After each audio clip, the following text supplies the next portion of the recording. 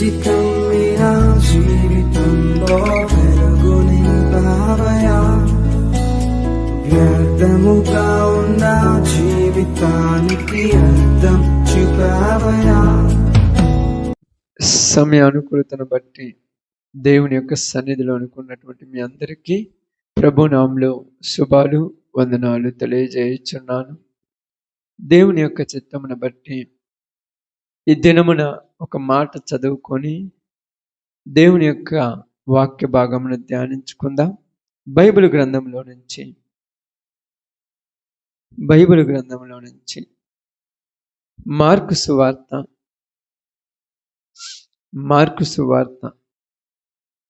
8వ అధ్యాయము.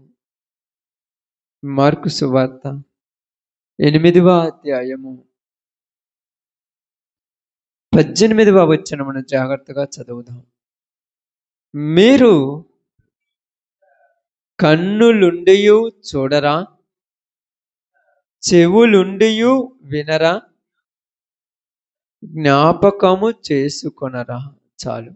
దేవుడి వాక్య భాగం మన మధ్యలో ఆశీర్వదించును గాక. ఆమేన్. ఈ సందర్భాన్ని మనం ఒకసారి ఆలోచించినప్పుడు యేసుక్రీస్తు వారు తన శిష్యులతో కలిసి ఉన్నటువంటి సందర్భంలో మాట్లాడుతున్న మాట. ఇప్పుడు ఈ మాటలు ఎవరితో మాట్లాడుతున్నాడు?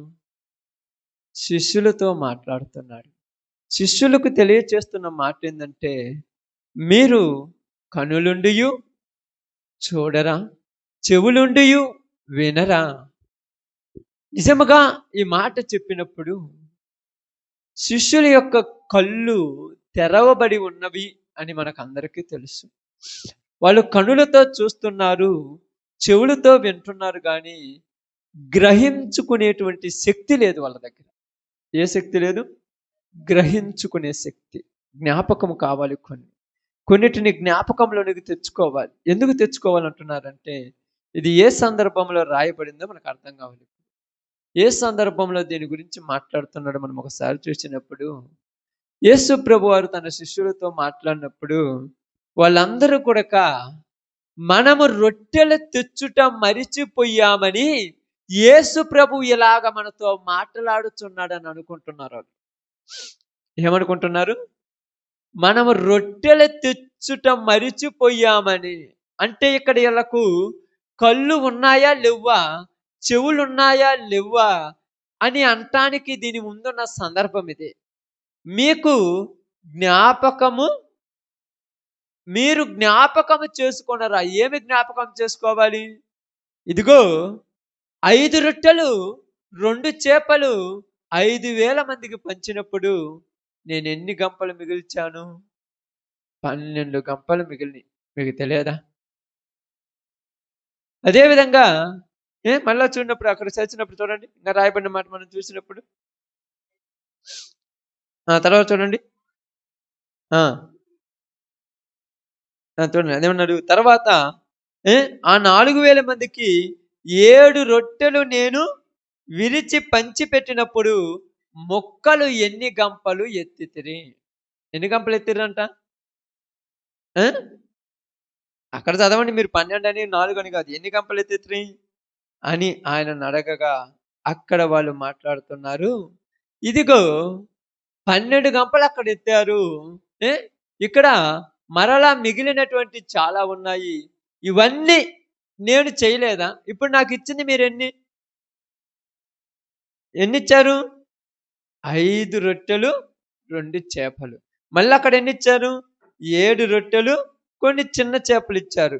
ఇవి ఇచ్చినప్పుడు మీరు బాగానే, ఇవి ఇచ్చినప్పుడు నేను ఏం చేస్తానంటున్నాడు అక్కడ చూడండి. అక్కడ 16వ వచనం చూడండి.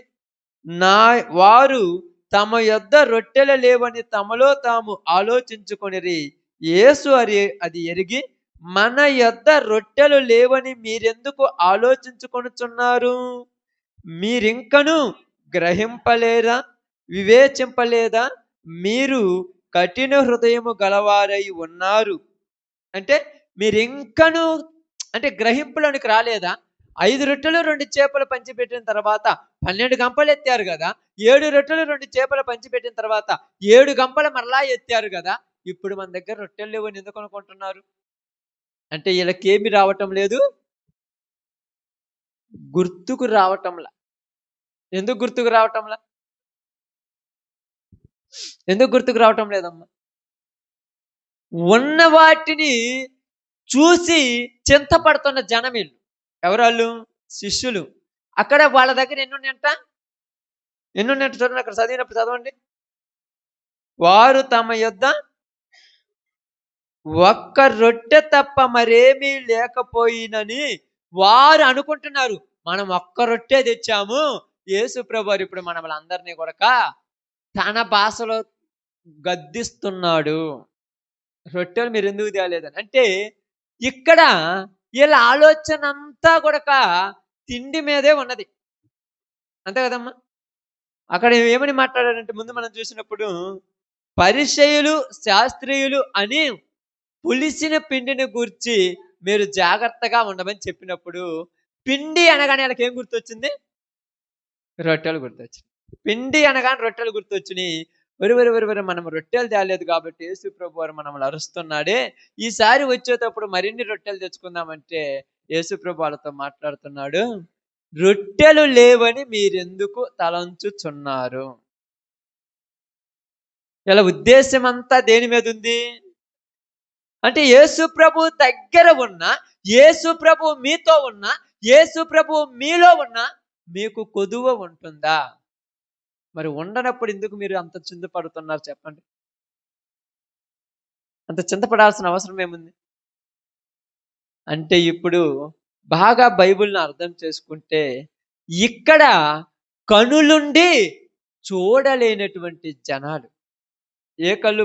నేను చెప్పేది శరీర సంబంధమైన కన్నులు కాదు, ఆధ్యాత్మిక సంబంధమైన కనులు, ఆధ్యాత్మికమైనటువంటి గ్రుడ్డితనము కలిగిన జనాలు. ఆధ్యాత్మికంగా ఏమి కలిగిన వారు? గ్రుడ్డివారు. ఎందుకంటే వీళ్ళు దేవుడు చేసినవన్నీ మరిచిపోతున్నారు. దేవుడు చేసినవేమీ వీళ్ళకు గుర్తు రాలేదు. ఈరోజు మన దగ్గర ఒక్క రొట్టె ఉంది కాబట్టి యేసు ప్రభు మనల్ని ఇలా అన్నాడే అని గుర్తుపెట్టుకుంటున్నారు. కానీ పూర్వములో మనకు ఎన్ని గొప్ప కార్యాలు చేశాడో ఇలా గుర్తులేదు. బాగా ఆలోచించండి. జ్ఞాపకం ఉండాలి. దేవుడు చేసినది జ్ఞాపకంలోనికి రావాలి. దేవుడు చేసినది గుర్తుంచుకోవాలి. దేవుడు చేసింది ఏది తక్కువ కాకుండా దేవుడు చెయ్యగలడు అనే నమ్మకం మనకు ఉండాలి. ఎందుకంటే దావీదు మాట్లాడుతున్నాడు, నా గిన్నె పొర్లి పారుచున్నది. అంటే నాకు ఊహించిన దానికంటే, అనుకున్న దానికంటే అత్యధికముగా నా దేవుడు చెయ్యగలడన్న నమ్మకము మనకు ఉండాలి. నమ్మకం ఉండాలి. ఈ నమ్మకము ఎవరిస్తే వస్తుందంటే మనము పెంచుకుంటే వస్తుంది, దేవుడు ఇస్తే వచ్చేది. నమ్మకం ఉండాలి మనలో. ఇక్కడ నిజంగా శిష్యులు యేసు ప్రభు వారితోనే తిరుగుతున్నారు, యేసు ప్రభు వారితోనే ఉంటున్నారు, కానీ యేసు ప్రభు యొక్క మాటలు గ్రహించటం లేదు. నేటి క్రైస్తవులులా ప్రార్థనకు వస్తుంటారు, ప్రార్థనలు చేస్తుంటారు, కానీ దేవుని యొక్క గొప్ప విషయాలు గుర్తించే రోజుల్లో లేం మనం. యెహోషువ యుద్ధానికి వెళ్తున్నప్పుడు, యెహోషాపాతు యుద్ధానికి వెళ్తున్నప్పుడు అక్కడ మాట్లాడిన ఒక మాట ఏంటంటే, ఇదిగో యుద్ధము యెహోవాదే, యుద్ధము యెహోవాదే, మీరు ఊరకనే నిలబడి చూడమన్నారు.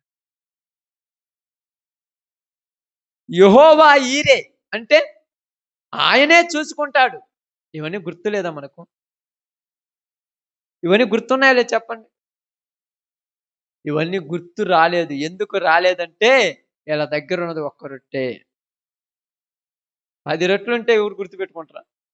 100 రొట్టెలు అనుకుని అందరం తిందాంలని పెద్ద పడుచుకోరు. రొట్టె తేలేదని బాధపడుతున్నారు.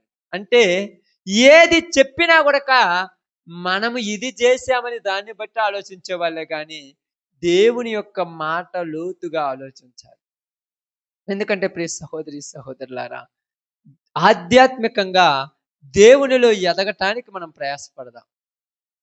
శారీరకంగా దేవునిలో బలంగా ఉన్నాము, కానీ ఆధ్యాత్మికంగా దేవునిలో ఎదగాలి.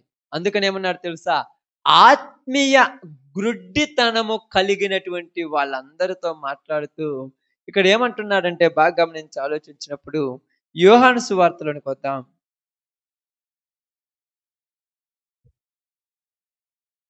యోహాను సువార్త 7వ అధ్యాయము 37వ వచనం నుంచి నిదానంగా చదవండి. ఆ పండుగలో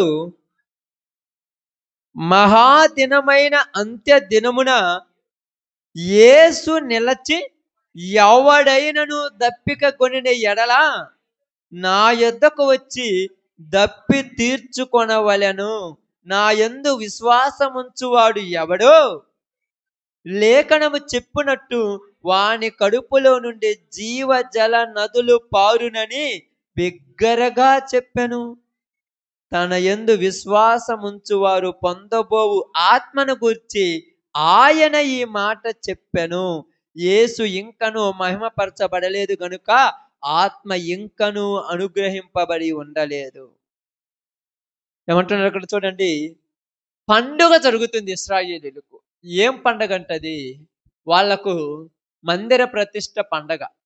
అంటే సంవత్సరానికి ఒక్క మారు ఖచ్చితంగా అందరూ ఆ పండగలోనికి రావాలి. ఆ పండగ జరుగుతున్నప్పుడు ఆ పండగ 7 రోజులు జరుగుతుంది వాళ్ళకు. మొదటి దినమున దేవుణ్ణి ఆరాధిస్తారు, రెండో దినమున ఆరాధిస్తారు, మూడో దినమున 4, 5, 6, 7 దినాలు ఆరాధిస్తూ ఉంటారు. మొదటి దినమున దేవునికి బలి నైవేద్యం అర్పిస్తారు, రెండో దినమున కొంచెం తక్కువ, మూడో దినమున కొంచెం తక్కువ, నాలుగో దినమున కొంచెం తక్కువ, చివరిగా 7వ దినం వచ్చినప్పుడు వాళ్ళ దగ్గర ఉన్న అన్నిటినీ, ఎద్దులను గాని, మేకలను గాని, కోడెలను గాని, మిగిలిన వాటన్నిటినీ బలర్పించి దేవునికి గొప్పగా మహా విశ్రాంతి దినముగా ఆరాధించేటువంటి పండగ అది. ఆ పండగ దినములలో యేసు ప్రభువారు వారందరి మధ్యలో నిలబడి మాట్లాడుచున్నాడు. ఎందుకంటే ప్రియ సహోదరి సహోదరులారా, వారితో ఒక మాట మాట్లాడుతున్నాడు. ఏమంటున్నాడంటే, ఇదిగో దప్పిక కొనిన వారలారా నా యొద్దకు రండి అన్నాడు. ఏమని మాట్లాడుతున్నాడమ్మా? దప్పిక కొనిన వారలారా నా యొద్దకు రమ్మనగానే వీళ్ళందరిలో టెన్షన్ పుట్టేసింది. ఏంది దప్పిక కొన్న వాళ్ళారా మా యొద్దకు రమ్మంటున్నాడు? దప్పిక కొనిన వాళ్లకు ఏమున్నాయంట అక్కడ? జీవజల నదులు, జీవజల నది. అక్కడ రాయబడింది. ఆ మాట రాయబడింది చూడండి ఇక్కడ. ఇదిగో నా యందు విశ్వాసం ఉంచువాడు ఎవడో లేఖనము చెప్పినట్టు వాడి కడుపులో నుండి జీవజల నదులు పారును. జీవజల నదులు అంటే ఇశ్రాయేలీలు ఆ యొక్క మందిరములో ఉన్నప్పుడు అక్కడ ఏమి చేసేవాళ్ళంటే, ఆ యొక్క ప్రతిష్ఠ అర్పణ జరిగించే సందర్భంలో కొంత అర్పణ చేయటానికి ఆ బావుల దగ్గర ఉన్నటువంటి నీళ్లు తీసుకొని వచ్చి ఆ బలిపీఠం మీద నుంచి పోసినప్పుడు కింద గంగాళం అనేటువంటి ఒక పాత్ర ఉంటుంది. ఆ పాత్రలో నీళ్లు ఉన్నప్పుడు ఆ నీళ్లు తీసుకొని అందరూ కూడా తాగి దాహం తీర్చుకునేవాళ్ళు. అవి పరిశుద్ధ జలము అనుకుంటారు వాళ్ళందరూ కూడా. బాగా ఆలోచించండి, పరిశుద్ధ జలం అనుకుంటున్నారు. కాబట్టి ఇక్కడ వీళ్ళు ఆలోచించినప్పుడు ఈయన దగ్గర జీవజల నదులు, ఈయన దగ్గర ఎక్కడ ఉన్నాయి? వాని కడుపులో నుండి జీవజల నదులు పారునంటున్నాడు. ఏంటిది? ఇక్కడ ఆలోచించినప్పుడు మందిరములు బాగానండి, మందిరములో జీవజల నదులు ఉన్నాయి. కానీ యేసు ప్రభు వారు ఏం చెప్తున్నాడంటే, నువ్వే నా మందిరం అన్నాడు. ఎవరు? నీవే నా మందిరం, నేను నిన్ను ప్రతిష్ఠిస్తున్నాను అన్నాడు. ఎవరిని? మనమల్ని యేసుప్రభు ప్రతిష్ఠిస్తున్నాడు. మందిరాలను ప్రతిష్ఠించే రోజులు పోయినాయి. మందిరాలలో ప్రత్యేకత ఉన్న రోజులు పోయినాయి. స్థలాలలో ప్రత్యేకత ఉన్న రోజులు పోయినాయి. ఇదిగో పరిశుద్ధ స్థలం అనేటువంటి రోజులు పోయాయి. ఇప్పుడు మనుషులను ప్రతిష్ఠించాడు. నిన్ను నన్ను ప్రతిష్ఠించి నీలో నాలో తను నివాసం చెయ్యాలని మనమల్నే తన కోసం ఏర్పరచుకోవటానికి భూలోకానికి వచ్చాడు యేసుప్రభు. ఇప్పుడు మనమే ఒక మందిరం అయి ఉన్నాం. అందుకే కదా బైబిల్ గ్రంథంలో రాయబడింది, నీవు దేవుని ఆలయమై ఉండగా అని రాయబడింది. నీవు దేవుని ఆలయం అన్నాడు. మనమే ఒక మందిరముగా ఉన్నాము. మనలో దేవుడు నివాసం చెయ్యాలంటే తన జీవ జల నదులు అనేటువంటి యొక్క మాటలు మనలో ప్రవహింప చేయాలని ఆశపడుతూ ఉన్నాడు. ఇక్కడ వీళ్ళతో మాట్లాడినప్పుడు వీళ్ళందరికీ ఆశ్చర్యం వేసింది. ఎందుకంటే 6వ అధ్యాయం 38వ వచనం నుంచి ఒకసారి చదువుదాం చూడండి. 6వ అధ్యాయము 48 నుంచి జీవాహారము నేనే. మీ మీ పితరులు అరణ్యములో మన్నాను తినినను చనిపోయిరి. దీనిని తినువాడు చావకున్నట్లు పరలోకము నుండి దిగి వచ్చిన ఆహారము ఇదే. పరలోకము నుండి దిగి వచ్చిన జీవాహారము నేనే. ఎవడైనను ఈ ఆహారమును భుజించితే వాడు ఎల్లప్పుడూ జీవించును. చదవండి. మరియు నేనిచ్చు ఆహారము లోకమునకు జీవము కొరకైన నా శరీరమని మీతో నిశ్చయముగా చెప్పుకొనుచున్నాను. చూడండి, అయూదులు ఈయన తన శరీరమును ఎలాగూ తిననీయగలడని ఒకనితో ఒకడు చెప్పుకొనురి. అంటే ఇక్కడ యేసు ప్రభు మాట్లాడుతుంది ఆధ్యాత్మికమైన విషయమా, శరీర సంబంధమైన విషయమా?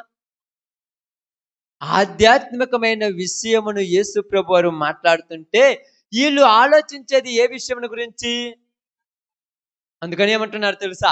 జీవాహారము నేనే, పరలోకము నుండి దిగి వచ్చిన జీవాహారము నేనే. ఎవరైతే దీనిని తింటారో వాడికి ఎప్పటికీ ఆకలి కొనడు, వాడికి దాహం ఉండదు అన్నాడు. ఇప్పుడు వీళ్ళందరూ ఏమనుకుంటున్నారు అక్కడ మనం చూసినప్పుడు, ఇదిగో ఈయన తన శరీరమును ఎలాగూ తిననీయగలడని ఒకనితో ఒకడు వాదించుకొనుడి. ఆయన శరీరాన్ని ఎలా తిందాం మనం? అందరికి ఇబ్బంది అయిపోయింది. ఆయన శరీరాన్ని తినడానికి ఆయన శరీరం ఏమైనా కోసి మనకి ఇస్తాడు అంటే ఎలాగ ఆలోచిస్తున్నారు? శారీరకంగా ఆలోచిస్తున్నారు. అందుకని ఇక్కడ బైబిల్ గ్రంథాన్ని మనం స్పష్టంగా గ్రహించుకొని ఆలోచిస్తే బైబిల్ గ్రంథం అంతా కూడా ఆధ్యాత్మికంగా ఆలోచించాలి. ఎలా ఆలోచించాలి? ఆధ్యాత్మికంగా ఆలోచించాలి, ఆత్మీయంగా ఆలోచించాలి. శారీరకంగా ఆలోచిస్తే బైబిల్ అర్థం కాదు.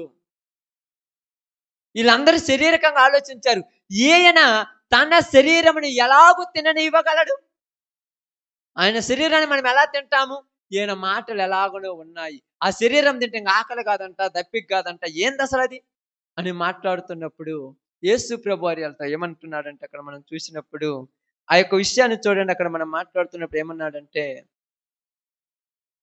మీరు చూడండి, మీరు శరీర సంబంధమైన సంగతులని ఆలోచించుకొనుచున్నారు కానీ ఆత్మ సంబంధమైన సంగతులను ఆలోచించటలేదు అన్నాడు. ఏందంట? శరీర సంబంధమైన సంగతులని, శరీర సంబంధమైన ఆలోచనలే, శరీర సంబంధమైన ఉద్దేశములే, శరీర సంబంధమైన స్వభావమునే మీరు ఆలోచిస్తున్నారు కానీ ఆత్మ సంబంధమైన వాటి గురించి మీరు ఆలోచించటంలా. అందుకే నేను నా శరీరాన్ని తినిస్తానంటే నీ శరీరం మేము ఎలా తింటామంటున్నారు. దప్పికొనిన వారులారా నీళ్ళ దగ్గరకు రమ్మన్నప్పుడు ఇదిగో మాకు దాహం వేస్తుంది, ఇక్కడ నీళ్ళే అని అడుగుతున్నారు.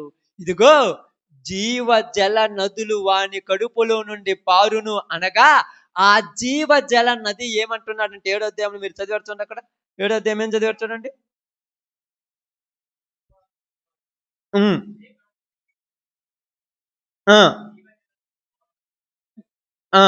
తన యందు విశ్వాసం ఉంచువాడు పొందబోవు ఆత్మ, తన మందు విశ్వాసం ఉంచువాడు పొందబోవు ఆత్మను గురించి మాట్లాడుతుంటే వాళ్ళకి ఎవరికి అర్థం కాలేదు. ఎందుకు అర్థం కాలేదంటే వాళ్ళ యొక్క ఆత్మీయ కళ్ళు ఏమయ్యాయి? గ్రుడ్డిగా మారిపోయాయి. వారు ఆధ్యాత్మికమైనటువంటి గుడ్డితనంలో ఉన్నాడు. ఆధ్యాత్మికంగా వాళ్ళు గుడ్డివారై ఉన్నాడు. అందుకే మనం చూడండి, బాగా గమనించి ఆలోచించినప్పుడు యెషయా గ్రంథం 44వ అధ్యాయంలో 3వ వచనంలో ఒక మాట మాట్లాడుతున్నాడు. చాలా చక్కగా మాట్లాడుతున్నాడు. ఇక్కడే చూడండి, ఇదే మాట విషయాన్ని మనకు అక్కడ చెప్తున్నాడు. చూడండి, యెషయా గ్రంథం 44:3, నేను దప్పిగల వాని మీద నీళ్లను, ఎండిన భూమి మీద ప్రవాహ జలములను కుమ్మరించెదను అన్నాడు. బాగానండి, నేను దప్పిక గల వారి మీద నీళ్లను, ఎండిన భూమి మీద ప్రవాహ జలములను కుమ్మరించెదను అన్నగానే వెంటనే వీళ్ళందరూ ఎలా ఆలోచిస్తున్నారంటే ఎండిపోయినటువంటి భూమికి ఏం కావాలి? నీళ్లు కావాలి కాబట్టి వర్షం గురించి ఆలోచిస్తున్నారు. నీళ్ళు అనగానే దాహం వేసింది కాబట్టి జలాలు ఆనాడు ఎర్ర సముద్రంలో నుంచి మేము వస్తున్నప్పుడు అరణ్యంలో మాకు నీళ్లు లేనప్పుడు ఆ బండలో నుంచి నీళ్ళు ఇచ్చినట్టుగానే మాకు ఇస్తారని ఇలా ఆలోచిస్తున్నారు. అంటే నేవేం మాట్లాడుతున్నారు చూడండి. నీ సంతతి మీద నా ఆత్మను కుమ్మరించదను, నీకు పుట్టిన వారిని నేను ఆశీర్వదించదను. నీటి కాలువల యొద్ద నాటబడిన నిరవంజి చెట్ల గడ్డిలో ఎదుగునట్లు వారు ఎదుగుదురు. ఆమేన్. ఎంత బాగా మాట్లాడుతున్నారు చూడండి. నేను ఇచ్చేటువంటి జలము కానీ, ఇదిగో ఎండిన భూమి మీద పడేటువంటి వర్షము కానీ, దప్పికొని వారికి నేను ఇచ్చే నీళ్లు కానీ ఏంటి అంటే నా ఆత్మ అన్నాడు. యావేలు గ్రంథంలో మాట్లాడినట్టుగా ఇదిగో ఆ దినములలో మీ కుమారులను మీ కుమార్తెలను నా మీ కుమారులు మీ కుమార్తెల మీద నా ఆత్మను కుమ్మరించదను, వారందరూ ఏం చేస్తారంట? ప్రవచించెదరు. ఆత్మను కుమ్మరిస్తానన్నాడు. ఆత్మను కుమ్మరిస్తానన్నాడు. ఈరోజు దుప్పి నీటి వాగుల కొరకు ఎదురు చూచినట్టుగా దేవుని యొక్క ఆత్మ కొరకు ఎదురు చూసే వాళ్ళు కరువైపోయారు. దేవుని యొక్క మాటల కొరకు ఎదురు చూసే వాళ్ళు కరువైపోయారు. అందుకే ఇక్కడ యెషయా ప్రవక్త ద్వారా మాట్లాడుతూ ఉన్నాడు, ఇదిగో వాళ్ళ మీద నేను నా ఆత్మను కురిపిస్తాను అని చెప్పాడు. నిజంగా ఈ మాట మనం ఆలోచించినప్పుడు, ఎందుకనగానే చూడండి, నీ సంతతిని నిశ్చయముగా నేను ఎలా ఆశీర్వదిస్తాడంట? ఆశీర్వాదం అంటే ఏమనుకుంటున్నారు? ఆత్మను కురిపించే ఆశీర్వాదం. ఆత్మను మీలోనికి పంపిస్తాను. మీరు ఎలా ఉంటారంటే రాయబడింది అక్కడ. మీరు ఎలా ఉంటారంటే మీరు జ్ఞానము కలిగేది ఏది మంచో ఏది చెడో తెలుసుకునే పరిస్థితిలో ఉంటారు. అందుకే చూడండి 49 అధ్యాయం, అదే యెషయా గ్రంథం 49:10 కూడా ఇదే మాట మనకు మాట్లాడుతుంటాడు. చాలా చక్కగా మాట్లాడాడు. చూడండి ఇక్కడ కూడా ఏమంటాడు చూడండి. వారి యందు కరుణించువారు వారిని తోడుకొని పోవును, నీటి బుగ్గల యొద్ద వానిని నడిపించుదు, కాబట్టి వారికి ఆకలైనను దప్పికైనను కలగదు, ఎండ మావులైనను ఎండ అయినను వారికి తగలదు. వారి యందు కనికరము గలవాడు వారిని తోడుకొని పోతాడు. ఎక్కడికి తోడుకొని పోతాడంట? నీటి బుగ్గల యొద్దకు. నీటి బుగ్గల యొద్దకు వారిని నడిపించుచున్నాను గనుక వాళ్ళకేముండదంట? ఆకలైనను దప్పికైనను ఉండదు.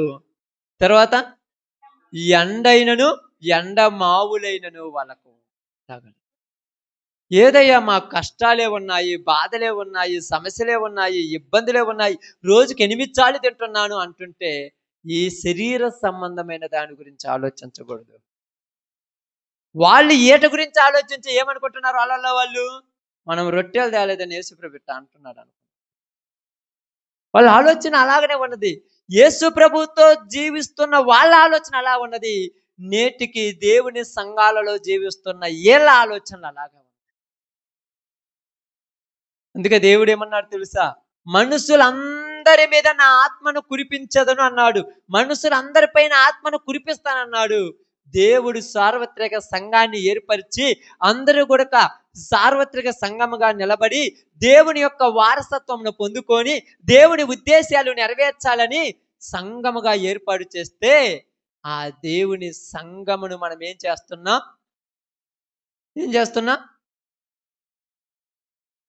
డినామినేషన్లుగా చీల్చుకొని పరిపాలన చేస్తున్నాం. మదీ సంఘము, మదీ సంఘము, మదీ సంఘము. చూడండి, పక్కన చర్చి ఉంటుంది, పక్కనే ఇంకొకడు వస్తాడు, అక్కడ పక్కన చెప్తుంటాడు, ఈడొచ్చి ఇంకొకటి చెప్తుంటాడు. ఎవరు ఏం చెప్తున్నాడు ఎవరికి అర్థం కాదు. డినామినేషన్. హెస్కేలు మాట్లాడినట్టుగా ఒక మనిషిని క్రూరముగాలొచ్చి ఒక జంతువుని చీల్చి చెండాడినట్టుగా సంఘాన్ని చీల్చి పరిపాలించేటువంటి రోజుల్లోకి వచ్చారు జనాలు. అందరి మీద ఆత్మను కురిపిస్తానన్నాడు. ఆత్మ అందరి మీదకి వచ్చింది. కానీ అందరిలో దేవుని ఉద్దేశాలు నెరవేరటంలో ఈరోజు జీవ జల నదులు వాళ్ళ కడుపులో నుండి పారేటట్టుగా చేస్తాడంటే ఎవరికి ఎడతో పని లేదు ఈరోజు. ఎవరికి ఎడతో ఆలోచన లేదు ఈరోజు ప్రతి వాని యొక్క ఆలోచన శరీర సంబంధమైన ఆలోచన. మనలో ఉందా లేదు చెప్పండి అమ్మా. దేవుని ఉద్దేశాల మీద తపన, దేవుని యొక్క పని, దేవుని యొక్క ఆత్మల కొరకు ప్రయాస మనలో ఉందా? శరీర సంబంధమైన వాటి గురించి ఆలోచిస్తున్నామా? ఏమన్నాడు? ఇదిగో జీవ జల నదులు అంటే నీటి బుగ్గల యొద్దకు నేను వారిని నడిపిస్తాను, వారికి ఏమన్నదంట? ఆకలైనను దప్పికైన ఉండదన్నాడు. ఈ మాట చెప్పినామంటే యూదులకు ఎటకారం అనిపించింది. ఏమనిపించింది? ఎందుకు అనిపించింది ఎటకారం? ఆకలి ఉండదన్నావు, మధ్యాహ్నం లేగానే ఖచ్చితంగా 1 గంట కల్లా బెల్లు కొడుతున్నది, 9 కల్లా బెల్లు కొడుతున్నది, సాయంకాలం 8 గంటల కల్లా తినాలి. ఎందుకు ఆకలి ఉండదన్నాడు? రోజు ఆకలి వేస్తుందంటే ఆధ్యాత్మికంగా ఆలోచించడం మర్చిపోయారు. శారీరకంగా ఆలోచిస్తున్నారు కదా, ఆధ్యాత్మికంగా ఆలోచించడం మర్చిపోయారు. చూడండి, యెషయా గ్రంథం 12:13 చదువుదాం. 12:3.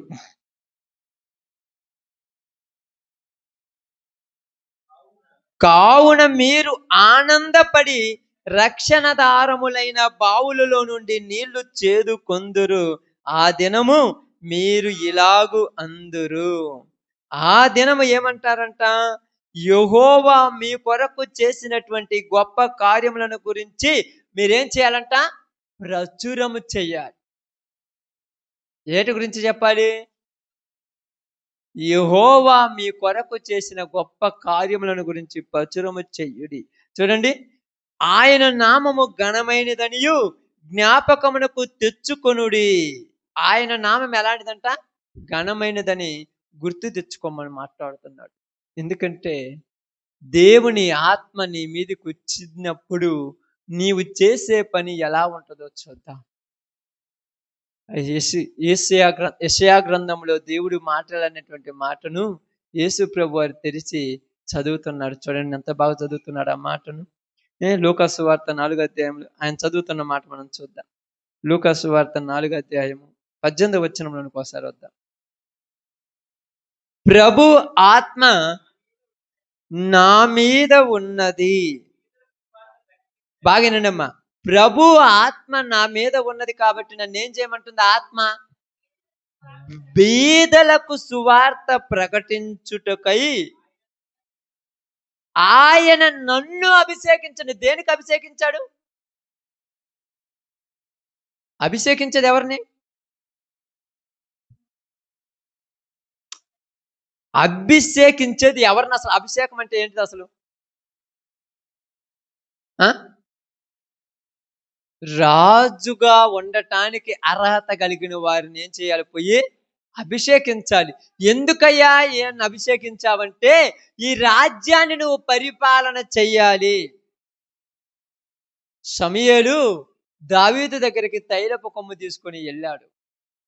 దేనికోసం వెళ్ళాడంటే అభిషేకించడానికి వెళ్ళాడు.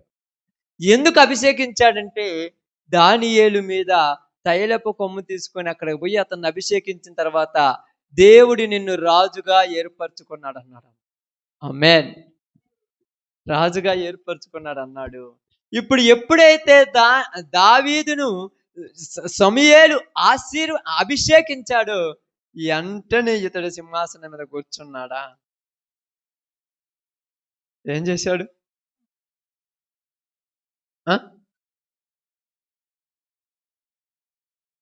బాగా ఆలోచించండి. సమూయేలు వెళ్ళాడు, యెషాయి కుమారులను అందరినీ ఒకళ్ళ తర్వాత ఒకళ్ళని పిలుస్తున్నాడు. పిలిచిన తర్వాత వీళ్ళందరూ కూడా వచ్చిన తర్వాత దావీదు కూడా వచ్చాడు. దావీదుని అభిషేకించాడు. అక్కడ నుండి సమూయేలు పరిగెత్తుకొని వెళ్ళిపోయిన రాయబడి. ఎందుకని చెప్పండి? దావీదును సమూయేలు అభిషేకించాడని సౌలుకు తెలిస్తే సౌలు ఎక్కడ నన్ను చంపుతాడన్న భయంతో వెళ్ళిపోయాడు. అభిషేకించిన వాడు సమూయేలు వెళ్ళిపోయాడు. ఇప్పుడు సౌలు మీద ఉన్న ఆత్మ సౌలుని విడిచింది. దేవుని దగ్గర నుంచి వేరొక ఆత్మ వచ్చి సౌలును ఆవరించింది. నీ మీదికి అభిషేకం వచ్చినప్పుడు నీలో ఉన్న ఆత్మ వెళ్ళిపోయి దేవుని దగ్గర నుంచి పరిశుద్ధాత్మ వస్తుంది. మరలా నీ అభిషేకాన్ని నువ్వు తృణీకరిస్తే నీలో ఉన్న పరిశుద్ధాత్మ వెళ్ళిపోయి మళ్ళా దెయ్యపాత్మ నీలోనికి వస్తుంది. ఇప్పుడు సౌలు రాజు కాదా? రాజే. ఇశ్రాయేలీయుల యొక్క 12 గోత్రాలను పరిపాలన చేస్తున్నాడా? చేయటం లేదా? చేస్తున్నాడు. ఇప్పుడు సౌలు కింద అందరూ అణిగిమణిగి ఉన్నారా లేదా? కానీ సౌలులోనికి వచ్చింది ఏ ఆత్మని రాయబడింది? దురాత్మ. బాగినండి. సౌలులోనికి వచ్చింది దురాత్మ, దావీదులోనికి వచ్చింది పరిశుద్ధాత్మ, దేవుని ఆత్మ వచ్చింది. ఇప్పుడు ఎప్పుడైతే దావీదులోనికి దేవుని ఆత్మ వచ్చిందో దావీదు ఏకసారిగా రాజు అయి సింహాసనం మీద కూర్చున్నాడా? అభిషేకించిన వెంటనే తీసుకెళ్లి సింహాసనం మీద కూర్చోబెట్టారమ్మా. బాకాలు ఊది ఏనుగుని తీసుకొచ్చి గాడిదల మీద గుర్రముల మీద ఊరేగింపు తీసుకొచ్చారా? ఏమీ జరగలేదు. రాజు అయిపోయాడు. అందరూ చూస్తున్నాడు. ఏంది సమూయేలు నన్ను ఆశీర్వదించి అభిషేకించాడు, నేను రాజునంట. రాజును గాని ఇప్పుడు నాకు ప్రజలేరి? ప్రజలు ఉన్నారా? ప్రజలు లేరు. ప్రజలు లేకుండానే నన్ను రాజుని చేశాడు. ఆల్రెడీ ఒక రాజు అక్కడ ఉన్నాడు కదా. ఆల్రెడీ దేశాన్ని వెళ్తా రాజు ఉన్నాడు కదా. ఇప్పుడు నన్ను ఎందుకు అభిషేకించాడు అనగాని దేవుడికి నువ్వు కావాలి. ఎందుకు నువ్వు కావాలంటే ముందుగా అభిషేకించిన వాడు తన కడుపులో నుండి పాడుతున్న జీవ జల నదులను తృణీకరించెను. అప్పుడప్పుడు మనం అంటుంటారు చూడండి, నువ్వు వద్దంటే నీ దగ్గరికి ఏం బతిమిలాడి రాదు. దేవుడు నిన్ను పిలిచినప్పుడు నువ్వు వచ్చావు, తర్వాత నువ్వు వద్దన్నావు. వద్దంటే అది ఎక్కడికి పోద్దంట? పక్కకు పోతుంది. నీ మీద ఉన్నది పక్కకు పోవటం పెద్ద లక్ష్యం కాదు. ఎందుకంటే మీ అందరికీ ఉపమానాలు తెలుసు కదా. ఒకడికి 5 తలాంతులు, ఒకడికి 10 తలాంతులు, ఒకడికి 1 తలాంతు ఇచ్చాడని. 5 తలాంతు ఇచ్చినవాడు మళ్ళీ 5 సంపాదించాడు. 10 ఇచ్చిన వాడు మళ్ళా 10 సంపాదించాడు. 1 ఇచ్చిన వాడు ఏం చేశాడు? ఎందుకు దాచిపెట్టాడు? అమ్మ చెప్పండి.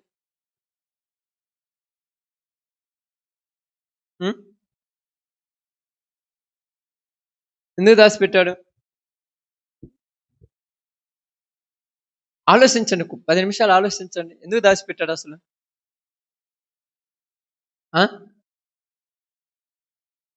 ఎందుకు దాచిపెట్టాడు? ఇది కావాలి ఇప్పుడు మీకు. మీరు విన్నారు, వాక్యం చాలాసార్లు చదివారు కూడా. ఎందుకు దాచిపెట్టాడు? మరలా ఆయన దానికి తిరిగి ఇవ్వటానికా? ఏందమ్మా? అది ఎందుకు దాచిపెట్టాడు? దాచిపెట్టారంటే వరకనే కాదు కదా, దాచిపెట్టిన దానికి కారణం ఉంటుందిగా.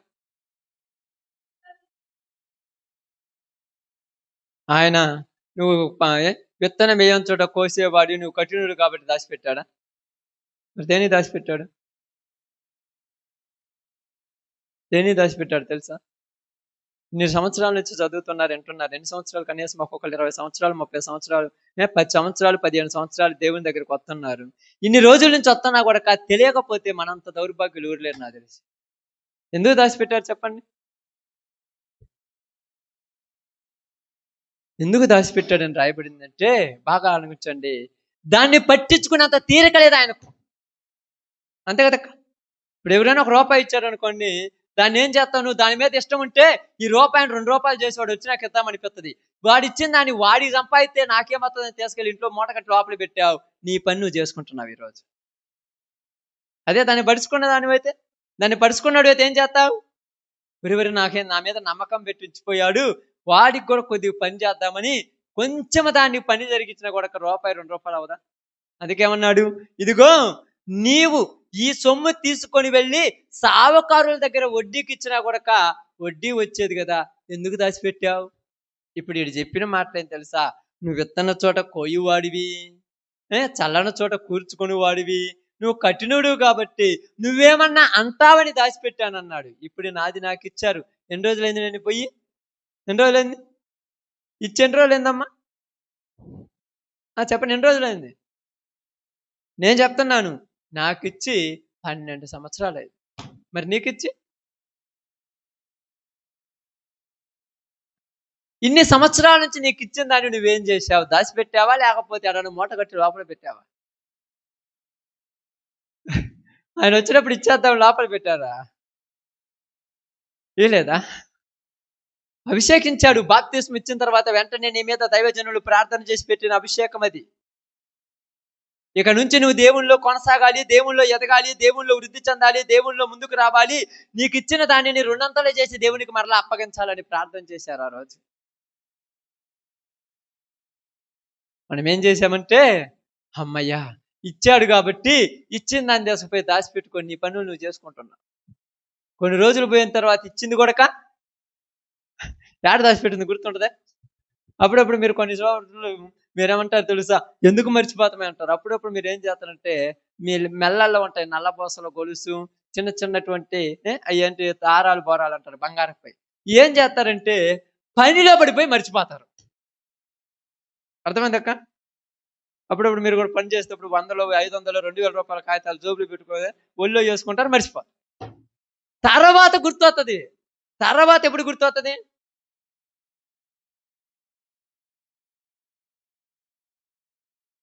వాటితో పని పడ్డప్పుడు గుర్తొస్తుంది. అప్పుడు అర్థం అంటాడు, మొన్న నీకు నల్లబోసల గొలుసు నీ చేతికి ఇచ్చి ఆడబెట్టినంటే ఇంకా కూర్చొని ఆలోచిస్తుంటా, ఏందో పెద్ద బిజినెస్ చేసి ఇట్లా కొడుతుంటాం. గుర్తు రాలేదు, గుర్తు రాలేదు, గుర్తు రాలేదు. గుర్తు ఎందుకు వస్తుంది? గుర్తొస్తుందా? ఎందుకు రాదు? మరిచిపోలా, పట్టించుకోలేదు అని చెప్పండి. పట్టించుకుంటే గుర్తుంటది, పట్టించుకోవాలా. ఏందిరా అన్నావు, బంగారం కూడా పట్టించుకోకుండా పోతారంటే పట్టించుకోకుండా పోతారు కదక్క. సీరియల్ చూస్తున్నావు ఇష్టంగా, వచ్చాడు కటక్కిన 1000 500 రూపాయల నోటు కడితే ఇది 50,000 బీరువాలు పెట్టమన్నాడు. ఆ పెడతాలో పమ్మన్నావు, ఒళ్ళేసుకున్నావు, అన్నీ చూస్తా ఉన్నా. కటక్కిన సీరియల్ అయిపోయింది, కటక్కిన లేసావు, బయటకు పోయావు. నీ ధ్యాస లేదు, ఆ ధ్యాస ఉంది, బయటకు పోయావు. బయటకు పోయిన తర్వాత ఏడ సరిపోనియో, ఏ కుక్కో నక్కో ఎత్తుకొని పోయింది పట్టుకొని పోతా. ఇప్పుడు వచ్చాడు, నిన్న సాయంత్రం నీకు 50,000 రూపాయలు ఇచ్చి ఆడబెట్టిన ఉంటే నాకు ఎప్పుడు ఇచ్చినావు? నేను నీకు ఇచ్చాను, వాడు కూర్చొని టీవీ చూస్తే పిచ్చాడు, వచ్చినావు నీళ్ళు తాగినావు పోయినావు, నాకెప్పుడు ఇచ్చినావు? 50,000 రూపాయలు నీకు గుర్తు లేదంటే నువ్వు పట్టించుకోలేదు. ఈరోజు దేవుడు కూడా నీకు విలువైనటువంటి తన ఆత్మని నీకు ఇస్తే నువ్వు పట్టించుకోలేదు కాబట్టి పక్క పనులు చూసుకుంటున్నావు, దేవుడిని పట్టించుకోలా. అసలు గుర్తుందా? ఎవరికైనా ఆలోచన ఉంది అసలు? ఇప్పుడు ఏమంటున్నారు తెలుసా? నా ఆత్మను నీ మీద కురిపిస్తానన్నాడు, నా ఆత్మను నీ మీద కురిపిస్తానన్నాడు. దావీదు మీద ఏముంది? అభిషేకం ఉంది. ఇప్పుడు దావీదుకి ఏమొచ్చినాయి? అభిషేకించిన వెంటనే సౌలు దగ్గర పనికి కూరుకున్నాడు. బాగానండి, సౌలు దగ్గర పనికి పోయాడు. సౌలు దగ్గర పనికి పోతుంటే దావీదును సౌలు ఏం చేస్తున్నాడు? చంపుతున్నాడు. అంతే కదమ్మా, చంపాలనుకున్నాడు. ఆల్రెడీ దావీదును దైవజనుడు ఏం చేశాడు? అభిషేకించాడు. అభిషేకించిన వాడికి కష్టాలు వస్తాయా? బాగా ఆలోచించండి మీరు. అభిషేకించిన వాడికి కష్టాలు వస్తాయా? ఎలా అభిషేకించాడు? రాజు అన్నాడు, రాజు కష్టాలు ఉంటాయా? నన్నేమో రాజు చేస్తానన్నాడు, ఏడేమో ఈడు జరుగుకుంటున్నాడు. 3 పూట్ల పోయిందా? కనీసం అన్నం అందరు భోజనాలు కూర్చొని తింటే మనోడు మాత్రం ప్రాణభయంతో పోయి పొలాల్లో దాక్కున్నాడు. ఇప్పుడు పొలాల్లో దాక్కున్నటువంటి ఏమంటున్నాడంటే అటు తిరుగుతున్న ఇటు తిరుగుతున్నాడు. ఏందిరా నాకు ఈ కష్టాలు, ఏందిరా నాకు ఈ బాధలు అనుకోవట్లా. ఏమనుకుంటున్నాడంటే, నాకు ఎవరు తోడున్నాడు? దేవుడు తోడున్నాడు కనుక నాకేం కాదు, నాకేం కాదు. అసలు మీరు అందరూ అనుకుంటారు, మీరు చాలా మందికి టెన్షన్లు అయిపోతాయి, రేపు ఏదైనా క్యాన్సర్ వస్తే డబ్బులు లేవు దేవుడు చూపిస్తారని. మీకు ఏం కాదు చెప్తున్నాను, ఎందుకంటే మీకు దేవుడు తోడుంటే.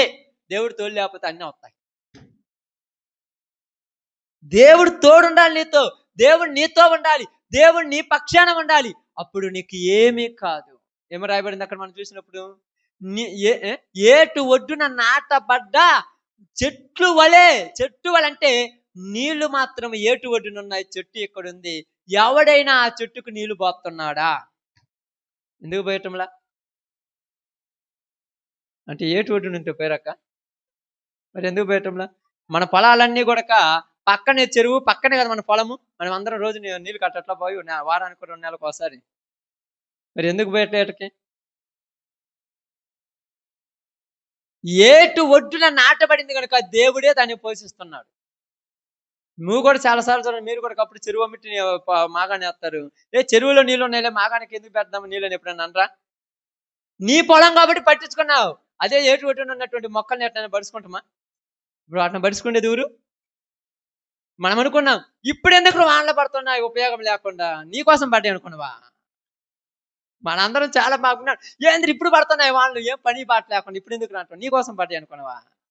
దేవుడు తన సృష్టిలో తనకు కావలసిన సంపదను పచ్చగా ఉంచుకోవడానికి పడిస్తున్నాడు. మన కోసం పడితే మనం ఈ రోజు నారు పేకొచ్చుకుంటే రేపు పొద్దున పడాలి, అప్పుడు నీ కోసం పడినట్టు. ఇప్పుడు పడట్లా నీ కోసం. మనం ఏమనుకుంటాం, ఏదో టెన్షన్లో పడిపోతున్నాం. ప్రభు ఏంది నీ టెన్షను? దేవుడు ఏర్పరచబడిన వానికి ఏ కొదువ ఉండదు. అందుకే దావీదుని అభిషేకించిన తర్వాత వెంటనే దావీదు అంటున్నాడు, ఆ కొండలలో లోయలలో అక్కడికి పరుగులు తీసుకుంటూ పోతూ అన్నాడు, నా దేవుడు నాకు తోడున్నాడు, నాకేమి కాదు అన్నాడు. అందుకని పరుగులు తీసుకుంటూ పోతే ఒక ప్రాంతంలోనికి పోయాడు. దావీదుకి ఏమైందమ్మా? ఆకలైంది. దావీదుకు ఆకలైంది. ఆకలి కాగానే అబియాతారు అనేటువంటి ఆ యొక్క యాజకుని దగ్గరికి వెళ్ళాడు. అక్కడికి వెళ్ళిన తర్వాత, మాకు ఆకలి అవుతుంది, తినడానికి ఏమైనా పెట్టమన్నాడు. ఏమన్నా ఆయన దగ్గర? నా దగ్గర ఏమి లేవు, దేవుని సముఖపు రొట్టెలు ఉన్నాయి, అవి మాత్రం తినంటే. యాజకులు మాత్రమే తినాలి, ఎవరు తినకూడదంటే, మాకు ఆకలి అవుతుంది కాబట్టి దేవుడే నన్ను ఇక్కడ పంపించాడు, ఆ సముఖపు రొట్టెలు తిని సంతోషంగా వెళ్ళిపోయాడు. దేవుడు పోషిస్తే మనం పోషించబడతాం, మనంతటా మనం పోషించుకుంటే మన జాగ్రత్త అంతంత మాత్రమే. ఆధ్యాత్మికమైనటువంటి గురుడితనం వచ్చేసింది క్రైస్తవుల్లో. అందుకని ఏమంటున్నారు తెలుసా? శరీర సంబంధమైన వాటి కోసమే పరుగులు తీస్తున్న జనాలు, శరీర సంబంధమైన వాటి కోసమే. అందుకేమన్నాడుతుంది ఇక్కడ మాట్లాడుతున్నాడు, ఇదిగో బీదలకు సువార్త ప్రకటించుటకు ఆయన నన్ను అభిషేకించను. ఇశ్రాయేలు ప్రజలందరూ కూడా పాడైపోయారు, చెదిరిపోయారు, నాశనానికి దరిదాపులో పోయారు. ఏ ఒక్కరు కూడా మంచి మార్గంలో లేరు. అందరూ కూడా దేవుడి మార్గాన్ని తృణీకరించారు. దేవుడు వద్దన పని చేశారు. వీళ్ళందరూ దేవుడు వద్దన పని చేశారు. తెలుసు మీ అందరికి? ఇదిగో అవన్నీ కూడా శపించబడింది. ఆ రాజులు వాళ్ళందరూ శపించబడిన వాళ్ళు, వాళ్ళందరినీ కూడా నాశనం చేసి మీరు తిరిగి రమ్మని సౌలుతో చెబితే, సౌలు యుద్ధానికి పోయాడు. పనికి మాలినటువంటి ఎద్దులను, గొర్రెలను, గాడిదలను చంపేశాడు. మంచి మంచి వాటను తెచ్చుకుంటున్నాడు. దేనికోసం? దేనికోసం? ఎంత బాగా మాట్లాడారు తెలుసా? ఎంత బాగా మాట్లాడారు తెలుసా? దేవునికి అర్పించటానికి తీసుకొచ్చారంటమ్మా. ఎంత మంచి వాళ్ళు వీళ్ళు. ఇప్పుడు వీళ్ళని ఏమన్నా అనాలా అనకూడదా? దేవుడు ఏమన్నాడు? మొత్తాన్ని ధ్వంసం చేసినామన్నాడు. మంచి మంచి వాటను తెచ్చారంట. దేనికి? దేవునికి ఇవ్వటానికి. అంతే కదా? అవునా కాదా? మీరు ఇక్కడే ఉండండి. లేవికాండంలో 23వ అధ్యాయానికి ఒక్క మాట చదివిస్తాం మీకు. అది అక్కడే పెట్టండి ఆ మాట. లోకా సువార్త లేవికాండం 23 తీసారమ్మా. 8వ వచనం. 7 దినముల మీరు యెహోవాకు హోమ అర్పణము చేయవలెను. 7వ దినమున పరిశుద్ధ సంఘముగా కూడవలెను. అందులో మీరు జీవనోపాధి అయిన ఏ పనియు చేయకూడదని వారితో చెప్పాను. ఆమేన్. ఎంత బాగా చెప్తున్నాడమ్మా? 7 దినములు మీరు ఏం చేయాలంటే యెహోవాకు హోమ అర్పణములు చేయవలను. 7వ దినమున పరిశుద్ధ సంఘముగా కూడవలను. అందులో మీరు ఏం చేయకూడదంట? 25వ వచనం కూడా చదవండి. అందులో మీరు జీవనోపాధి అని ఏ పనియు చేయుట మాని యెహోవాకు హోమము చేయవలను. తీశారమ్మా? అలాగ మరలా తీయండి ఇక్కడ, మరలా 36 వచనం చదవండి. ఆ ఆ ఆ ఆ అందులో మీరు జీవనోపాధి అయిన ఏ పనియు చేయకూడదు. అర్థమైందమ్మా? ఇవన్నీ యెహోవా ఇశ్రాయేలు ప్రజలకు విధించిన కట్టడ, నియమము. అంటే ఏడో దినమున ఏ పని చేయకూడదు, ఏ పని చేయకూడదు, ఏ పని చేయకూడదు, ఏ పని చేయకూడదు అన్నారు. ఇప్పుడు వీళ్ళు ఏమన్నారంటే 7వ దినమున పోయి పని చేశారు, హోమముల కోసం అర్పణలు తెచ్చారు. ఎందుకు పనికి పోయారంటే దేవుడికి ఇయటానికి పోయామన్నారు. అంతే కదా? అవునా కదమ్మా? బాగుంది కదా ఇప్పుడు. ఎందుకు ఏటని మిగిలించుకొని తీసుకొచ్చారు, మంచి మంచి వాటిని చంపేయకుండా తీసుకొచ్చారంటే యెహోవాకు అర్పణ ఇవ్వటానికి తెచ్చాము అన్నారు. యెహోవాకు అర్పణ ఇవ్వటానికి తీసుకొచ్చామన్నారు. ఇప్పుడు దేవుడు ఏం చేయాలి వాళ్ళను? దేవుడు ఏం చేయాలి చెప్పండి? అక్కడ సమూయేలు సౌలుతో మాట్లాడుతూ చాలా చక్కగా చెప్తాడు. నీ దృష్టికి నిన్ను నువ్వు తక్కువగా చూసుకున్నప్పుడు దేవుడికి నువ్వు నచ్చావు. ఇప్పుడు నిన్ను నువ్వేం చేస్తున్నావు? హెచ్చించుకొనుచున్నావు. ఏమొచ్చింది ఇప్పుడు సౌలుకి? గర్వం వచ్చింది. ఈరోజు ప్రతి మనిషినికి వచ్చేది అదే గర్వం. ఏ గర్వం? డబ్బుందన్న గర్వం, అందముందన్న గర్వం, అధికారం ఉందన్న గర్వం, పెత్తనం ఉందన్న గర్వం, అన్నీ ఉన్నాయన్న గర్వం. ఈ గర్వంతో దేవుణ్ణి వ్యతిరేకిస్తున్నారు. అందుకే ఇలా ఏమన్నారంటే, వీరు కనులుండియు చూడలేని ప్రజలు, చెవులుండియు వినరు, వీరు చూడండి మత్తయి సువార్త 13వ అధ్యాయం 15 వచనం ఒకసారి చదువు. చాలా జాగ్రత్తగా చూడాలి. మత్తయి సువార్త 13:15.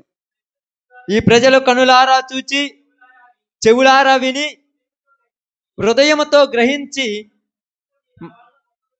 మనసు త్రిప్పుకొని నా వల్ల స్వస్థత పొందకుండినట్లు వీళ్ళ హృదయము క్రొవ్వినది అన్నాడమ్మ. ఇక్కడ క్రొవ్వినది అని రాయబడింది. ఎవరి గురించి మాట్లాడుతున్నాడు ఇక్కడ? ఇశ్రాయేలీయుల గురించి. వీళ్ళ హృదయము క్రొవ్వినది అన్నాడు. అంటే హృదయము క్రొవ్విందంటే అంత ఘోరమైన మాట అమ్మ. అప్పుడప్పుడు మనుషులు మాటనకపోతే, మీ పిల్లల మాటనకపోతే ఏమంటాం తెలుసా? ఏమంటారమ్మా? ఏమంటాం చెప్పండి. మీరు అనే మాటలు ఇప్పుడు అనలేదు మీరు, అసలు అటు అనరు కదా. ఇంటికాడ ఓర కూర్చొని తెచ్చి పెడుతుంటే బాగా కోబట్టినవారు నువ్వు అంటావు. దేవుడు కూడా ఏ పని చేయకుండా, ఏ బాట చేయకుండా, ఎక్కడికి వెళ్ళకుండా అన్ని వాళ్ళను పోషిస్తూ అంతా సుఖ సంతోషాలు, ఆనందాలు, ఆరోగ్యము, సంపద సమస్తము ఇస్తుంటే అన్ని అనుభవించి జనముల యొక్క హృదయం క్రొవ్వినది.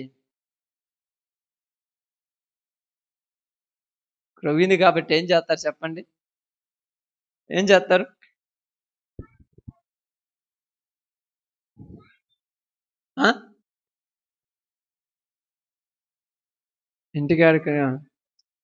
ఇంటికి రాగానే నీళ్ళు ఏమంటే పోయి తెచ్చుకోరాదంటే చెప్పిన మాట లేదు, లెక్క లేకుండా మాట్లాడుతున్నావు. ఓరకి ఇంట్లో కూర్చొని నీకు ఎక్కువైంది, రేపు దాని పనికి తరిగితే కానీ సిగ్గురాదంట. చెప్పిన మాట వినకపోతే దేవుడి కష్టాలు పాలే చేసేది.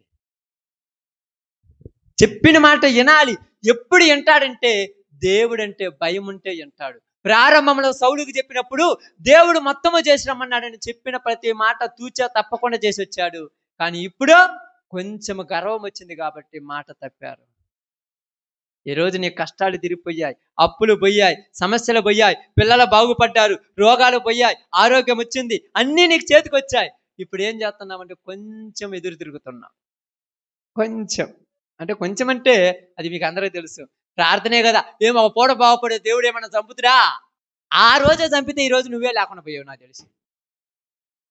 ఆ రోజు చంపేసింటే ఈ రోజు నువ్వు ఉండేవు కనుక. అప్పుడప్పుడు మనం అంటాం చూడండి, అమ్మయ్య బండి మిస్ అయింది, దేవుడి దయవల్ల బతికిపోయింది. ఆ రోజు బండి మిస్ కాకుండా నీ మీద పడి ఉంటే, అప్పుడే చచ్చుంటే ఒక ఆప్షన్ అయ్యేది, అయిపోయేది, కేట్టుపోయేది. నువ్వు రాలేదని పాస్టర్ బాధపడ్డు. అసలు దేవుడు బాధపడతాడు, నువ్వు రాలేదని ప్రార్థనకు అస్సలు బాధపడ్డు. అబ్బా ఆ రోజే పోయింది, దేవుడి దయవల్ల మంచిగా పోయింది. కానీ మిస్ చేసి నిన్ను నిలబెట్టుకుని దేనికి? నీ మీద తన ఆత్మను ఉంచడానికి. ఎందుకు పిలుచుకున్నాడంట? దేనికి అభిషేకించాడని రాయబడింది? బీదలకు సువార్త ప్రకటించుటకు. నాలుగు గోడల మధ్య కూర్చొని 2 చేతులు పైకెత్తి కళ్ళు మూసుకొని ప్రభువా ప్రభువా ప్రభువా ప్రభు అని ఎర్రి కేకలేయటానికి అది నిన్ను అభిషేకించింది. పేదలకు సువార్త ప్రకటించడానికి నిన్ను అభిషేకించింది. ఇప్పుడు ఎవరికి టైం ఉందమ్మా పట్టించుకోవటానికి? ఎవరికైనా టైం ఉందక్క? ఎందుకంటే పోయి ఇచ్చిన దాన్ని మూట కట్టి ఆ మూట ఊడిపోద్దని పైన 2 మూటలు కట్టి బాగా గుంత దవ్వి లోపల దాచిపెట్టా. దేవుడు ఇచ్చినప్పుడు మళ్ళీ ఆయన దానికి ఎత్తాను. ఇచ్చింది మళ్ళా ఇస్తే ఒప్పుకుంటుండా? ఏమన్నాడు? ఏమన్నాడమ్మా? అది ఇచ్చిన వానికి ఏం చేశాడు? ఆ ఒకటన్నది ఏం చేశాడు? కలిగిన వానికి వాని వద్ద ఉన్నది కూడా తీసివేసి వాడిని ఏం చేయమన్నాడు? చీకటి బిలములో 2 కాళ్ళు చేతులు కట్టేసి అగ్ని బిలములు వేయండి అన్నాడు. నాకు కూడా బాప్తిస్మం ఇచ్చావు కదా ప్రభు, నన్ను కూడా నరకంలో వేస్తావంటే అనేది ఇచ్చిన కాయనకు 2 కాయన చేయకపోతే నరకంలో పట్టమే. బాప్తిస్మం తీసుకున్నాను కదా, తీసుకుంటేమమ్మా నువ్వు ఎవరి బిడ్డవి? ఆయన బిడ్డవి. ఆయన ఇష్టం వచ్చినట్టు చేస్తాడు. అవసరమైతే పరలోకం నుంచి తీసుకెళ్ళి నరకంలో తగలు పెడతాడు. నన్ను కూడా అంటే నువ్వు కరెక్ట్గా ఉన్నవా లేదో చూడు. ఇది ఎంతెందుకు? బాప్తిస్మం తీసుకుని ఇప్పటికి 25 సంవత్సరాలు 4 సంవత్సరాలు అయింది. ఈ 4 సంవత్సరాల నుంచి నువ్వు పర్ఫెక్ట్గా ఉన్నవా లేదు చెప్పండి? పర్ఫెక్ట్గా ఉన్నారా లేదా? దేవుని సన్నిధికి ఆయన చెప్పినట్టుగా ఆయన పనిలో కంటిన్యూగా అయిపోతున్నావా లేదా? ఇప్పుడు నిన్ను నరకంలో వేయాలా పరలోకం తీసుకోవాలా? ఇప్పుడు వీళ్ళు ఏమంటారంటే అయితే నన్ను నరకంలో అయితే మరి వాళ్ళతో నీకు అసలు పని ఏంది? ఇప్పుడు మనుషులందరికీ పక్కన వాళ్ళ మీదే. అంతే కదక్క. నేను ఆదివారం నెలకు సంవత్సరానికి ఒక ఆదివారం రాంది నెలంతా రాలి. మరి ఆమెను ఎక్కడ వేస్తారు? ఆమెతో నీకేం పని? నాకు అర్థం కాల. వాడితో నీకేం పని? చూడండి అక్కడ సామెతల గ్రంథము, కీర్తనల గ్రంథము 73 అధ్యాయం 21 వచ్చిన చూడు.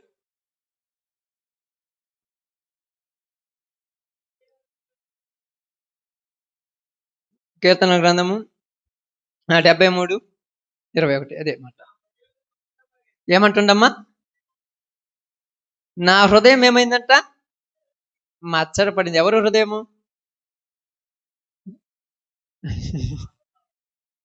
ఎవరు మాట్లాడుతున్నాడు ఇక్కడ?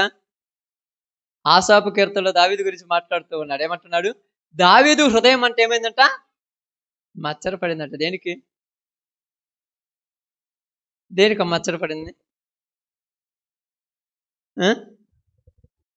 ఇక్కడ ఆయన హృదయం ఎందుకు మచ్చరపడిందంట చెప్పండి?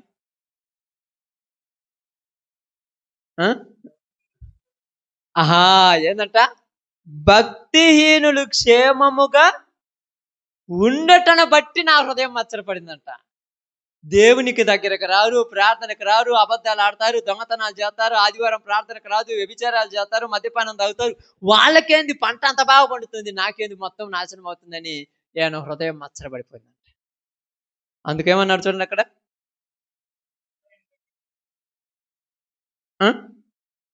నా అంతరేంద్రములో నేను వ్యాకుల పడితిని, నేను చూడండి తెలివి లేని పశుప్రాయుడనైతిని. ఏమైనాడంట? ఎందుకంట? నీ సన్నిధిని మృగము వంటి వాడినైతిని. నేను నీ ప్రార్థనకు నీ సన్నిధికి వస్తున్నాను కానీ వాళ్ళకు బాగా పడుతుంది, వీళ్ళు బాగుపడుతున్నారు, వీళ్ళు బాగుపడుతున్నారంటే జంతువుకు నాకు తేడా లేదంటున్నాడు. నేను చెప్పిన మాట లేకపోతే దేవుడు చెప్పిన మాట? ఇది అంత బాగా చెప్పాడు. ఎందుకు ఇలా అంటున్నాడు చెప్పండి? ఎందుకు ఇలా అంటున్నాడు? ఇలా అంటానికి గల కారణం ఏమిటి? చూడండి ఏమంటున్నాడంటే, ఒక్కసారి కిందికి రాండి, కిందికి రాండి. కాదు కిందికి 26వ వచనం రాండి. నా శరీరము నా హృదయము క్షీణించిపోయినను దేవుడు నిత్యము నా హృదయమునకు ఆశ్రయ దుర్గమును స్వాస్థ్యమునై ఉన్నాడు. ఎప్పుడు చెప్పాడు ఈ మాట? మరలా నేను కృంగిపోతున్నప్పుడు. అప్పుడు నాకేం అర్థమైంది తెలుసా? ఇదిగో వీళ్ళందరికీ వచ్చాయి కానీ దేవుడు నాకు ఆనందమును సంతోషం నా హృదయానికి కాపలా ఉన్నాడు. ఆయన నాలోనికి చెడు రాలా, నాలోనికి వ్యభిచార ఆలోచన రాలా, నాలోనికి మద్యపానం తాగాలని రాలా, నాలోనికి మోసాలు, కుట్రలు, అసూయలు, వేశ్య సాంగత్యాలు నాలోనికి రాలా. అయ్యో నేను ఎంత గొప్పని, నేను బతికానంటే 3 పళ్ళ తినటానికి తిండి ఉంటే చాలు, ఉండటానికి ఇల్లు ఉంటే చాలు, కట్టుకోవడం బాట, అంతకంటే మనిషికి ఏం అవసరం లేదుగా. నన్ను కాపాడగలుగుతున్నాను నా దేవుడు. ఎప్పుడు కూడా పక్కన వాళ్ళను చూసి నేను మచ్చర పడుతున్నానంటే నాలో దేవుని ఆత్మ లేదు అని అర్థం. దేవుని ఆత్మ లేదు. ఇప్పుడు లోక సువార్తలోనికి 4వ అధ్యాయం చదవండి. బేదలకు సువార్త ప్రకటించుటకు ఆయన నన్ను అభిషేకించను, చెరలోనున్న వారికి విడుదలను, గ్రుడ్డి వారికి చూపును,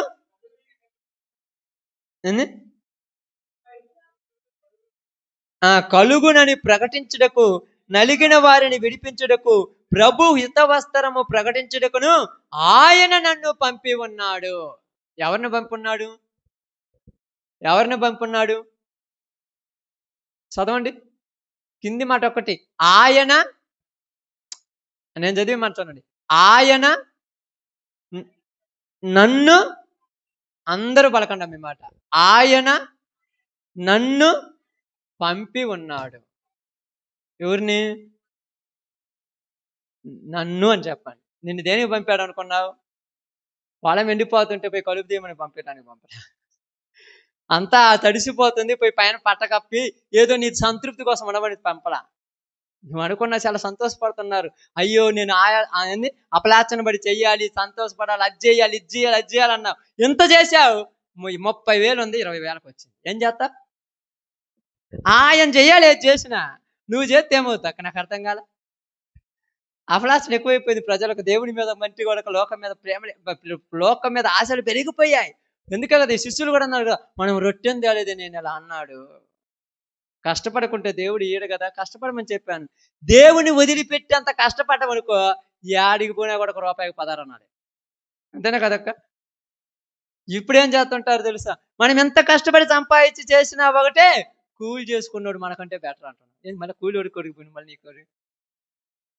యాడికి పోయి కూడా మళ్ళీ ఒకరి మీద పట్టమే కానీ, నేను దేవునిలో కరెక్ట్ లేకపోవటం వల్ల నాకు ఇది జరిగిందని ఎప్పుడైనా ఆలోచిస్తామా? దేవుని ఆత్మ నీలో వస్తే దేవుడు నిన్ను ఎలా వృద్ధి చెందించాలో అలా వృద్ధి చెందిస్తాడు. దేవుని ఆత్మ రావాలి నీలోనికి. చూడండి అక్కడ ఏమన్నాడు? వానికి కలిగింది ఏం చేశాడమ్మా? మూట కట్టాడు, బీరువాలో పెట్టాడు, ఆ కొండను తీసుకెళ్ళి గుంత దవ్వాడు, గుంతలో పెట్టాడు. గుంతలో పెట్టింది ఎప్పుడు తీశాడు? మళ్ళా ఆయన వచ్చి అడిగినప్పుడు. మరి ఈ మధ్యకాలం మొత్తం ఏం చేశాడు? ఏం చేశాడమ్మా? అలాగే వానొస్తే ప్రార్థనకు రాం, కరెంటు పోతే ప్రార్థనకు రాం, చిన్న ఏంది కుక్క దుమ్మిన ప్రార్థనకు రాం, పిల్లోడు ఏడ్చిన ప్రార్థనకు రాం. ఎందుకు రాలేదంటే బిజీ అయిపోయినామయ్య అంటారు. మూట కట్టి పెట్టారు, మీ మూట ఖచ్చితంగా మీ దగ్గర ఉంటుంది. ఎవరేమంటుందండి? ఎవరైనా అంటారా? ఎవరైనా ఇబ్బంది పెడతారా మిమ్మల్ని? ఇప్పుడు మీరేం చేస్తారంటే, ఏందిరా నాకు ఈ కష్టాలు తీరలేదంటే, నీ కష్టాలు తీరవు అని నేనే చెప్తున్నాను. ఎందుకంటే బీదలకు సువార్త ప్రకటిస్తే నీకు సంతోషం ఉంటుంది. ఎవరు ఎలా ఏమన్నాడు దావీదు? ఇదిగో కుడి ఎడం పక్క 1000 మంది పడినను, కుడి పక్క 10,000 మంది పడినను, నేను కదలను మెదలను అన్నాడు. ఎందుకు? సువార్త ప్రకటించే పనిలో ఉన్నాడు. భార్య చచ్చిపోయిందా, పిల్లలు చచ్చిపోయి పెద్ద పడుచుకోడు, ఈయన పని ఏం చేయాలి? ఎందుకంటే ఎవరి బాధలు తీర్చేవాళ్ళు లేరు. ఈరోజు శరీర సంబంధమైన మనసు కలిగిన వారిమా, ఆధ్యాత్మిక సంబంధమైన మనసు కలిగిన వాళ్ళం ఉన్నామమ్మా. చూడండి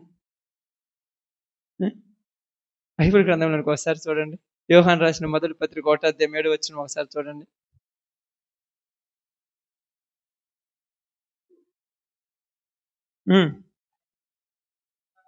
ఆయన వెలుగులోనున్న ప్రకారము మనమును అంటే మనకు చెప్తున్నాడు ఇక్కడ యోహాను గారు. మనమును ఎక్కడ నడవాలి? వెలుగులో నడవాలి. నడిచిన ఎడల, నడిస్తేనే నీకు ఇదంతా జరిగేది, నడవకపోతే జరగదు. మనమును వెలుగులో నడిచిన ఎడల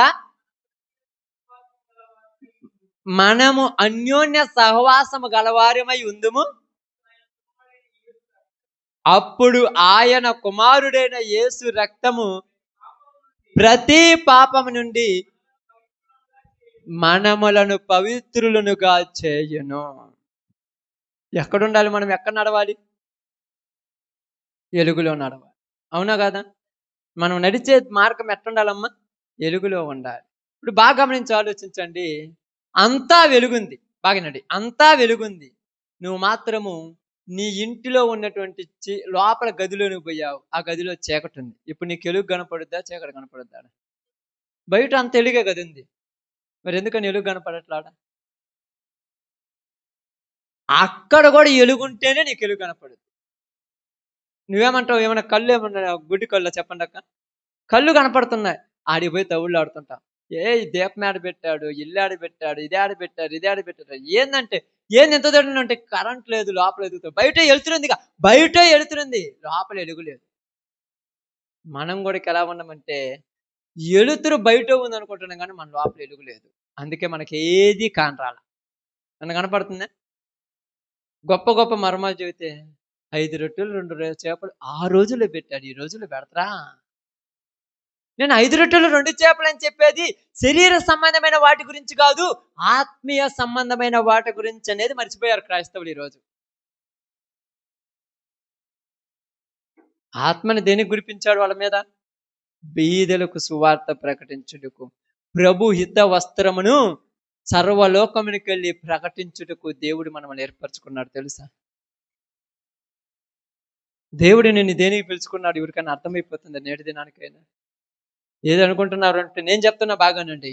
శుక్రవారం పోయి ఒకటి విభూది అది అగరబత్తీలు ముట్టించి టెంకాయ కొట్టెత్తి భక్తి అనే రోజులు పోనీ. ఇప్పుడు దేవుని దగ్గరికి వచ్చిన తర్వాత వెలుగులో ఉండాలి, వెలుగులో నడవాలి, అనేకులను వెలుగులోనికి తేవాలి. అది భక్తి అంటే. ఇక్కడ క్రైస్తవం అంటే వరకుంది అనుకున్నావా?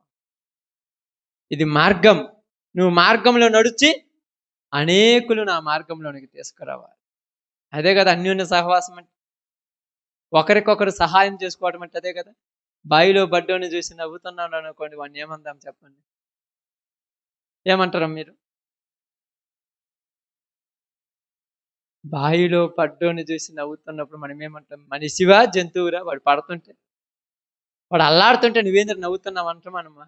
ఈరోజు క్రైస్తవులు కూడా పాపం అనే ఊబిలో చిక్కుకొని పాతాళానికి దరిదాపులుండి పాపముల చేత అపరాధముల చేత వాళ్ళు కొట్టుమిట్టాడుతుంటే వాళ్ళని చూసి నవ్వుకుంటున్నామా, లేకపోతే వాళ్ళ గురించి దిగులు పడుతున్నాం? చెప్పండి అక్క, నిజంగా చెప్పండి మనస్ఫూర్తిగా. వాడు మాట్లాడుతుంటే నవ్వు వస్తుంది. ఎందుకు నవ్వుతున్నారు నాకు అర్థం కాలేదు. ఏడుపు రావాలని చేసి, అయ్యో ప్రభువా, నువ్వు పంపించిన నీ బిడ్డలలో ఉన్నటువంటి, రాత్రి చెప్పాను చూడండి మీకు, ఏంది నీ స్వరూపం పోగొట్టుకొని దెయ్యపు స్వరూపాన్ని పోల్చుకున్నారయ్యా. ఈడు పాడైపోయాడు ప్రభువా, ఒక ఆత్మ నాశనం అయిపోయింది, నీ బాధ నీలో లేదు. వాడిని ఎటకారం చేయటము, వాడిని చూసి ఏలం చేయటము, వాళ్ళని చూసి నవ్వటము, అది ఇట్ట చేయి అంటుండే. నువ్వు మనిషివా, లేకపోతే దావీదు అక్కడ ఆసాపు కీర్తనలో మాట్లాడినట్టుగా మృగము యొక్క స్వభావం కలిగిన వాడిగా? ఎవరమ్మ వాళ్ళు? మనలాంటి 2 కళ్ళు 2 చేతులు కలిగిన వాళ్ళు. నీలో ఉన్నది నాలో ఉన్నది దేవుని స్వభావం అయితే వాళ్ళలోకి వచ్చింది దెయ్యపు స్వభావం. సేనా దెయ్యముల పట్టిన వాణిని చూచిన యేసు ప్రభు ఏమయ్యాడమ్మా? కన్నికరం పడ్డాడు అతని మీద. అతన్ని చూసి జాలిపడి వానిలో ఉన్న దెయ్యములను వెళ్ళగొట్టాడంట. ఈరోజు నీకు వాళ్ళని చూస్తే జాలి వస్తుంది? ఆలోచించండి. జాలి వేయటం లేదంటే ప్రభు ఆత్మ నీ మీదికి రాలేదు అంతే. ప్రభు ఆత్మ నీ మీదికి రావాలి. ప్రభు హితవస్త్రం నువ్వు ప్రకటించాలంటే వీళ్ళందరూ నీ ప్రభువు ఈ లోకం మీదకి పంపించిన ఆయన బిడ్డలు. తెలుసా మీ అందరికి? అందుకేం రాయబడింది బైబిల్ గ్రంథంలో? ఏ ఒక్కడు నశించుట ఎవరికి ఇష్టం లేదు? ఇప్పుడు చెప్పాలి, ఎవరికి ఇష్టం లేదు? దేవునికి ఇష్టం లేదు. దేవుని యొక్క మనసు ఎవరి మనసు? యేసు ప్రభు వారి మనసు. యేసు ప్రభు యొక్క మనసు ఎవరి మనసు? పరిశుద్ధాత్మని మనసు. పరిశుద్ధాత్మకు ఇష్టం లేకపోతే నీలో పరిశుద్ధాత్మ ఉంటే నీకు కూడా ఇష్టం ఉంటుందా? ఇష్టం ఉండదా? అంటే నీకు కూడా ఏ ఒక్కడు నశించుట ఇష్టం ఉండకూడదు. 10 ఎకరాలు పొలమేశా, 10 ఎకరాలలో ఒక 1,00,000 రూపాయలకు 2,00,000 రూపాయలకు తెచ్చి మిరపనారు నాటాం 10 ఎకరాలలో. నాటిన తర్వాత 10 మొక్కలు చచ్చిపోయి అని ఎప్పుడైనా వదిలేసిన ఒక చేను? 10 ఎకరాలు ఇన్ని ఉన్నాయి కదా, 10 మొక్కలే పోతే పోయి అనుకున్నావా? మరలా పోతావు. ఆ యొక్క ఆ యొక్క మిరప నారు కోసిన దగ్గరికి వెళ్తావు. 10 మొక్కలకు 17 మొక్కలు కొనుక్కుంటావు ఎక్స్ట్రాగా. 5 మొక్కలు ఎక్స్ట్రా ఉంటే ఏం కాదులే అనుకోని. ఆ 15 మొక్కలు తీసుకొచ్చి చేను మొత్తం తిరిగి ఎక్కడెక్కడ చచ్చిపోయి ఎతికి మరీ నాడతావు. దేనికి? చేనంతా ఎవరు తిరుగుతారని ఎప్పుడన్నా అనుకున్నారా? ఏ రోజు అనుకున్నా. 10 ఎకరాలు అంటే మామూలు విషయం అక్క. ఈడ నుంచి కనీసం ఆడ దాకా ఉంటది. అంతా నడవాలంటే కాళ్ళు నొప్పులు పడతాయి. అంతే కదమ్మా? అవునా కాదమ్మా? పెద్దవాళ్ళు కదా మీరు పాపము. మీరు అస్సలు నడవలేరు పాపం. కాళ్ళు నొప్పులు పడతాయి. ఇంటి పక్కనే చర్చి. కనీసం 4 అడుగులు ఎత్తేనే. అమ్మయ్య నా మోకాళ్ళు నొప్పులు పుట్టినాయి. ఎవరు పోతారు ఆడికి? 10 ఎకరాలు నడవటానికి కాళ్ళు వచ్చినాయి కానీ పక్కనున్న మందిరానికి రావటానికి కాళ్ళు రాలేదు. కాబట్టి దేవుడు ఏమన్నాడంటే, వీళ్ళకు తపన లేదు. దేని గురించి? ఆత్మల రక్షణ గురించి తపన లేదు. మరి దేని గురించి తపన వీళ్ళకు? మోకాళ్ళ నొప్పులు పోతే బాగుండు ప్రభా, మోకాళ్ళ నొప్పులు పోతే. మీరు సచ్చేదాకా ప్రార్థన చేసిన పావు అంతే. నేను ఫ్రాంక్ చెప్తున్నాను కదా దేవుని సేవకుడు. సచ్చేదాకా ప్రార్థన చేయకపోతే నన్ను అడగండి వచ్చి. మరి ఎలా పోతాయి అంటే, ఆయన పనిలో నువ్వు పోతుంటే అయ్యే పోతాయి అంతే. ఆయన పనులు వెళ్ళిపో, నీకు కూడా తెలియదు అయిపోయి. అంతేనా కదా? డాక్టర్ దగ్గర పోయావు, బాగానండి, టాబ్లెట్లు ఇచ్చారు, మాత్రలు ఇచ్చాడమ్మా. ఇన్ని ఇస్తారు కదా, అనే కదా ఇన్నేది. చాలా మందికి నిన్ను ఉంటాయి ఇళ్లలో రాసి పెట్టుకుని ఉంటారు అట్టలు కట్టి. మరి ఇన్ని ఉంటాయి కదా. ఏ మాత్ర ఎప్పుడు వేసుకోవాలో మీకు తెలుసా? తెలియదు. డాక్టర్ చెబుతాడక చెప్తాడు. ఒకసారి చెప్తాడు, 2 సార్లు చెప్తాడు. రోజు ఉదయం వచ్చి మధ్యాహ్నం వచ్చి సాయంత్రం వచ్చి చెబుతాడా? మరి ఏం చేస్తారు? రాసేస్తారు. మనం ఇంటర్మీడియట్లో డిగ్రీలు కదమ్మా చదివింది. అందరూ ఎంటెక్లు బీటెక్లు కదా చదివింది. రాసినమ్మట మధ్యాహ్నం పొరగడుపు మాత్రం అక్కడెక్కడ వేసుకుంటాం, మేము సాయంకాలం ఇదే వేసుకుంటాం అని ఏం వేసుకుంటారా? చదువు రాదు. మరి ఎలా వేసుకుంటున్నారు? గుడ్డి గుర్తు అంటారు, కొండ గుర్తు అంటారు. పసుపుది ఉంటే మధ్యాహ్నము, ఎర్రదైతే సాయంత్రము, నల్లదైతే అన్నం తినక ముందు, బులుగు ఈ 2 ఉన్నాయి అనుకో, చిన్న అక్షరాలు పెద్ద అక్షరాలు. బాగా గుర్తు, మామూలు గుర్తు. ఎందుకు? భయం. ఎక్కడ మిస్టేక్ అయ్యి వేరే తీసుకుంటే రియాక్షన్ అయితే చస్తామో. నీకు మాత రియాక్షన్ అయితే చచ్చిపోవు, దేవుడి రియాక్షన్ అయితే చచ్చిపోతా. మాత రియాక్షన్ అయితే ఏమవుద్ది? అంతే, దేవుడి రియాక్ట్ అయిపోతే చచ్చిపోతావు. అందుకే చూడండి, ఎంతగా ఈట గురించి తపన చెందుతున్నావు కదా, దేవుని పని మీద నీకు గుర్తుంటుందా? ఈరోజు ప్రార్థన నేను గుర్తుంటుందా? ఈరోజు పరిచర్య నేను గుర్తుంటుందా? నెగ్లెక్ట్ అంటే నిర్లక్ష్యం. డాక్టర్ దగ్గర పోయావు, ఎందుకు డాక్టర్ గారు మోకాళ్ళ నొప్పులు 3 సంవత్సరాల నుంచి వాడుతుంటే తగ్గలేదంటే, మాత్రం సక్రంగా వేసుకుంటే, ఇదిగో కావాలని చూడు, నువ్వు ఇచ్చినవి మొత్తం కావాలని చూడు, మరి మొత్తం తీసుకొచ్చిన వేసుకోలేదంటే దాచిపెట్టుకున్నానయ్యా. దాచిపెట్టుకుంటే ఎవరు తగ్గుద్ది? దేవుడు ఆత్మ ఇచ్చిన తర్వాత దేవుడి పనిలో నువ్వు కొనసాగితే నీకున్న కష్టాలు బాధలు పోతాయి. దాచిపెట్టుకుంటే ఏం పోవు. ఆత్మనిచ్చింది దేనికి? ఆత్మనిచ్చింది దేనికి చెప్పండి? దేవుడి నీళ్ళు ఇచ్చింది దేనికి? 10 మంది దాహం తీర్చమని. అవునా కదా? ఈ రోజులలో నీళ్ళు ఇచ్చేటువంటి వాళ్ళు కూడా లేరు, తెలుసు కదా. 15 రూపాయలు పెట్టి కొనుక్కుంటున్నాం. అయ్యా ఏడెత్తావు? వరవి తాగరాదు. దేవుడి స్వచ్ఛమైన నీళ్ళు ఇస్తున్నాడు. చూడండి ఎందుకు చెప్తున్నాను. దప్పికి కొన్ని వారులారా నీళ్ళ యుద్ధకు రండి, నేను మీ దాహం తీరుస్తానన్నాడు. ఏ దాహం? ఆత్మీయ దాహం. శరీర దాహం గురించి నేను మాట్లాడిన అసలు నిద్రపోయిన జాలింగ్ లేయండి. ఆత్మీయ దాహం తీరాలి, శరీర దాహం గురించి మాట్లాడట్లా. బీదలకు సువార్త ప్రకటించుటకు నేను నిన్ను అభిషేకించుటని, ప్రభు యొక్క హిత వస్త్రము ప్రకటించుటకును, చెరలోనున్న వారిని విడిపించుటకును నేను నిన్ను పంపి ఉన్నాను అన్నాడు. ఎవరిని విడిపించడానికంట? చెర. ఏ చెర ఇది? ఏ చెర? అపవాది చెర. రాత్రి అదే మాట మనకు చెప్పింది. 1:25 చెప్పారు రాత్రి అదే సబ్జెక్ట్. అపవాది యొక్క చెరనే బంధకంలో ఉన్న వాళ్ళని విడిపించడానికి దేవుడి నిన్ను పంపిస్తే ఈరోజు నువ్వు పక్కా పోతావు. ఈరోజు నువ్వు ఆలోచిస్తున్నావు దేవుని గురించి. ఈరోజు నువ్వు కొంచెమైనా ఒక మనస్సులో ఒక ఉద్దేశం ఉందా దేవుని గురించి? నా జీవితం దేవుడి కోసం, నా బ్రతుకు దేవుని కోసం. ఈ లోకంలో నుంచి వెళ్ళేటప్పుడు నేను ఏది తీసుకొని పోలేను. దేవుడిచ్చిన ఈ ఆత్మను ఆయన కోసం ఖర్చు పెట్టాలని చెప్తాము. బాగా ఆలోచించండి. అందుకని ఎక్కడేమన్నారు చూడండి, బాగా గమనించి ఆలోచించండి. మనము వెలుగులో నడిచిన ప్రకారము, మనం ఎక్కడ నడవాలి? వెలుగులో. ఆ వెలుగు ఏంటిది? ఆమేన్. ఏం తల్లి? వాక్యము. నువ్వు వాక్యములో నడవాలి. వాక్యంలో నడవటం ఏంటంటే దానికి నేను మళ్ళీ ఏం చెప్పాలో అర్థం కాదు. వాక్యంలో నడవటం అంటే వాక్యం చెప్పినట్టు నడవాలి. మీరు నడవటం అంటానికి మీకు ఎగ్జాంపుల్ చెప్తాను చూడండి, అర్థం కావటానికి చెప్తాను. మెడిసిన్ ఇస్తాను, మీకు అర్థం అవటానికి చెప్తాను. నేను వేరే చెప్పొచ్చు కానీ ఇవే చెప్తాను. మెడిసిన్ ఇస్తాను, ఇచ్చిన అంటే ఏం చేస్తారంటే ఉదయకాలం ఇది, మధ్యాహ్నం ఇది, 3 గంటలకి ఇది, 4 గంటలకు అది, సాయంత్రము 5 గంటలకు ఒకటి అని చెప్తారు. ఇప్పుడు నువ్వు వాటి ప్రకారం నడుచుకోవటం అంటే ఏ టయానికి అవి కరెక్ట్గా వేసుకుంటే నడుచుకున్నట్టు. నా బుద్ధి పుట్టినప్పుడు 12 గంటలకు ఒకటి వేసుకుంటాను, 6 గంటలకు ఒకటి వేసుకుంటానంటే నడవనట్టే. ఇప్పుడు అదే బైబిల్ మనకు చెప్పేది. వాక్యానుసారంగా నడవటం అంటే దేవుడు నీకు ఎలా చెప్పాడో అలా నడుచుకోవాలి. ఇదిగో విశ్రాంతి దినమున జీవనోపాధి అయిన ఏ పని కూడా మీరు చెయ్యకూడదని ఆ రోజు వాళ్ళకి చెప్పారు. వాళ్ళు నడుచుకున్నారా? తప్పిపోయారా? చెప్పండి. తప్పిపోయిన వాళ్ళని ఏం చేశారంట?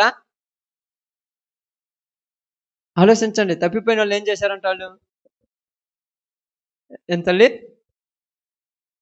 ఊరి వెలుపల అందరిని పిలిచి, అందరూ చూస్తున్నప్పుడు అక్కడ నిలబెట్టి తలా ఒక రాయి చేతికిచ్చి అందరూ ఈ మనిషి మీద రాయేయమన్నాడు. ఏం తప్పు చేశాడంటే విశ్రాంతి దినమున దేవుడు వద్దన పని చేశాడు, అందుకే రాళ్లతో కొట్టి చంపండి అన్నాడు. ఎందుకు అందరి చేత కొట్టించారంటే రేపు నువ్వు కూడా అదే తప్పు చేస్తే నిన్ను కూడా మేమందరం కొడతాం. గుర్తుండాలి కదా, 10 మందిలో చెబితేనే కదా గుర్తొచ్చేది. మాటే కదా అని అనుకున్నారు వాళ్ళు. అర్థమైపోయింది. విశ్రాంతి దినం ఒక ఆమె అంట కట్టెపల్ల లేరు కనిపోతే ఏం చేయాలంటే ఊరి వెలుపులోకి తీసుకెళ్లి రాళ్లతో కూడా చంపమంటే మరుసటి విశ్రాంతి దినం ఒక్కళ్ళు కూడా పనిచేయలేదు. భయం. దేవుడు అదే చెప్పాడు ఇక్కడ మనకు అర్థమవటానికి. నీవు వెలుగులో నడవాలంటే వాక్యానుసారంగా నడవాలి. ఎందుకంటే కొరింథీయులకు రాసిన 2వ పత్రిక 4వ అధ్యాయం 5వ వచనం చెప్పబడుతుంది. ఇదిగో అంధకారములో నుండి వెలుగు ప్రకాశించును గాక అని పలికిన దేవుడే. ఎక్కడి నుంచి వెలుగు ప్రకాశించిందంట? అంధకారములో నుంచి వెలుగు ప్రకాశించును గాక అని పలికిన దేవుడే తన మహిమను గూర్చిన యేసుక్రీస్తునందు వెల్లడిపరచుటకు మా హృదయములలో ప్రకాశించెను. ఆమేన్. ఎంత బాగా మాట్లాడారు చూడండి. ఎక్కడ ప్రకాశించాడంటే ఇప్పుడు ఇప్పుడు మీరు హృదయాలలో ఉండవలసింది ఏంటిది? ఆమేన్. హృదయాలలో ఉండవలసింది ఏంటిది? ఆగనండి. ఇప్పుడు మన హృదయాలలో ఉండవలసింది వాక్యం. ఆ వాక్యమే ఆత్మస్వరూపుడైనటువంటి దేవుని పరిశుద్ధాత్మ మన హృదయాలలో ఉండాలి. ఎందుకంటే ఒకసారి మీరు చూడండి, ఒక చిన్న మాట మీకు అర్థం కావటానికి చెప్తాను, ప్రార్థన చేస్తాను. సమయం అయింది కనుక చిన్న విషయాన్ని మీకు చెప్పేస్తాను. ఒకే ఒక మాట. లూకా సువార్త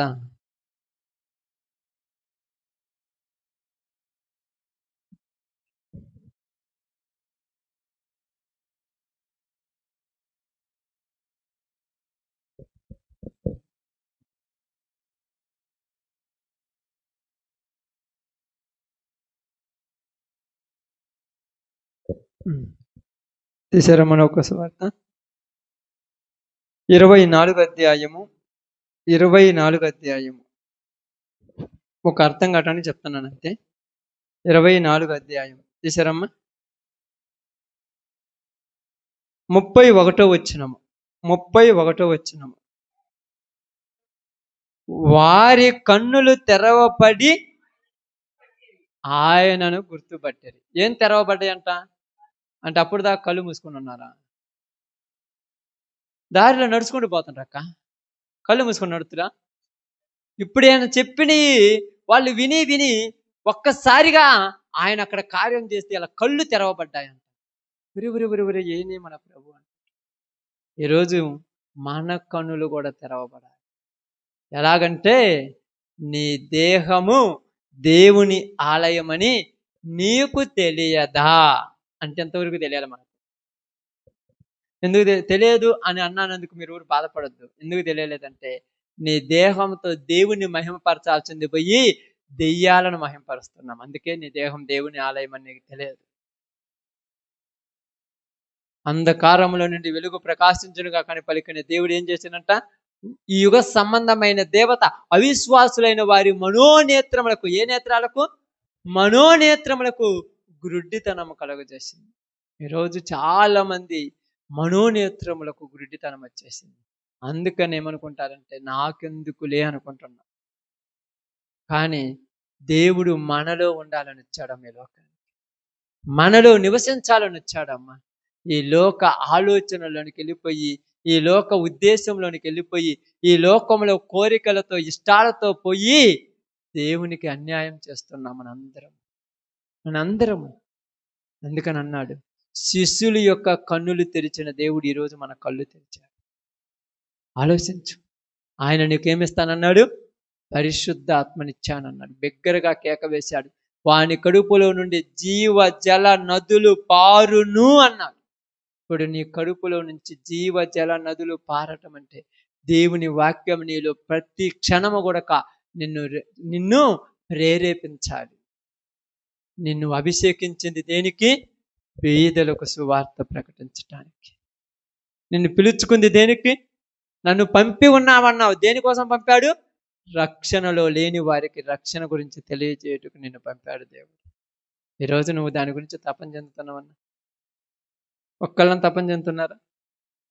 ఎప్పుడైనా ఏ రోజైనా దేవుని పని అంటే నాకు పని లేదా? మీకు పని ఉంది. నేను చెప్తున్నాను, మీకు పని ఉన్నంత కాలం మీరు సౌలులాగా దేవుని ఆత్మను పోగొట్టుకొని దెయ్యపు ఆత్మను పొందుకున్న వాళ్ళే. దెయ్యమాత్మ సౌలులోనికి వచ్చినప్పుడు ఏమొచ్చింది? సౌలులో పగ, ద్వేషం, అసూయ, దావీదును చంపాలన్న తపన, వ్యసనము, ఓర్చుకోలేని తత్వము, కోపము, దిగజారేతనము. అవసరమైతే కాళ్ళు పట్టుకుంటాడు, అవసరం తీరితే జుట్టు పట్టుకునే రకము. ఏంది సౌలు ఎలా ప్రవర్తిస్తున్నాడంటే సౌలుకు బట్టింది దెయ్యపాత్మ. వెర్రివాడిగా మాట్లాడుతున్నాడు. వెర్రివాడు అంటే ఏందమ్మా చెప్పండి? వెర్రివాడు అంటే, వెర్రి మాటలు అంటే ఏంటి?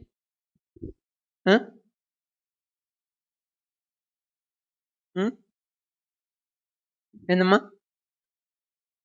వెర్రి మాటలు అంటే? మీరు బైబుల్ టు బైబుల్లోనే చెప్పాలి. మీరు ఏది చెప్పినా అలా చెబితేనే మనకు బాగుంటుంది. బైబుల్ లేకుండా ఏదంటే అది మాట్లాడితే బాగుంటుంది. వెర్రి మాటలు అంటే ఏంది?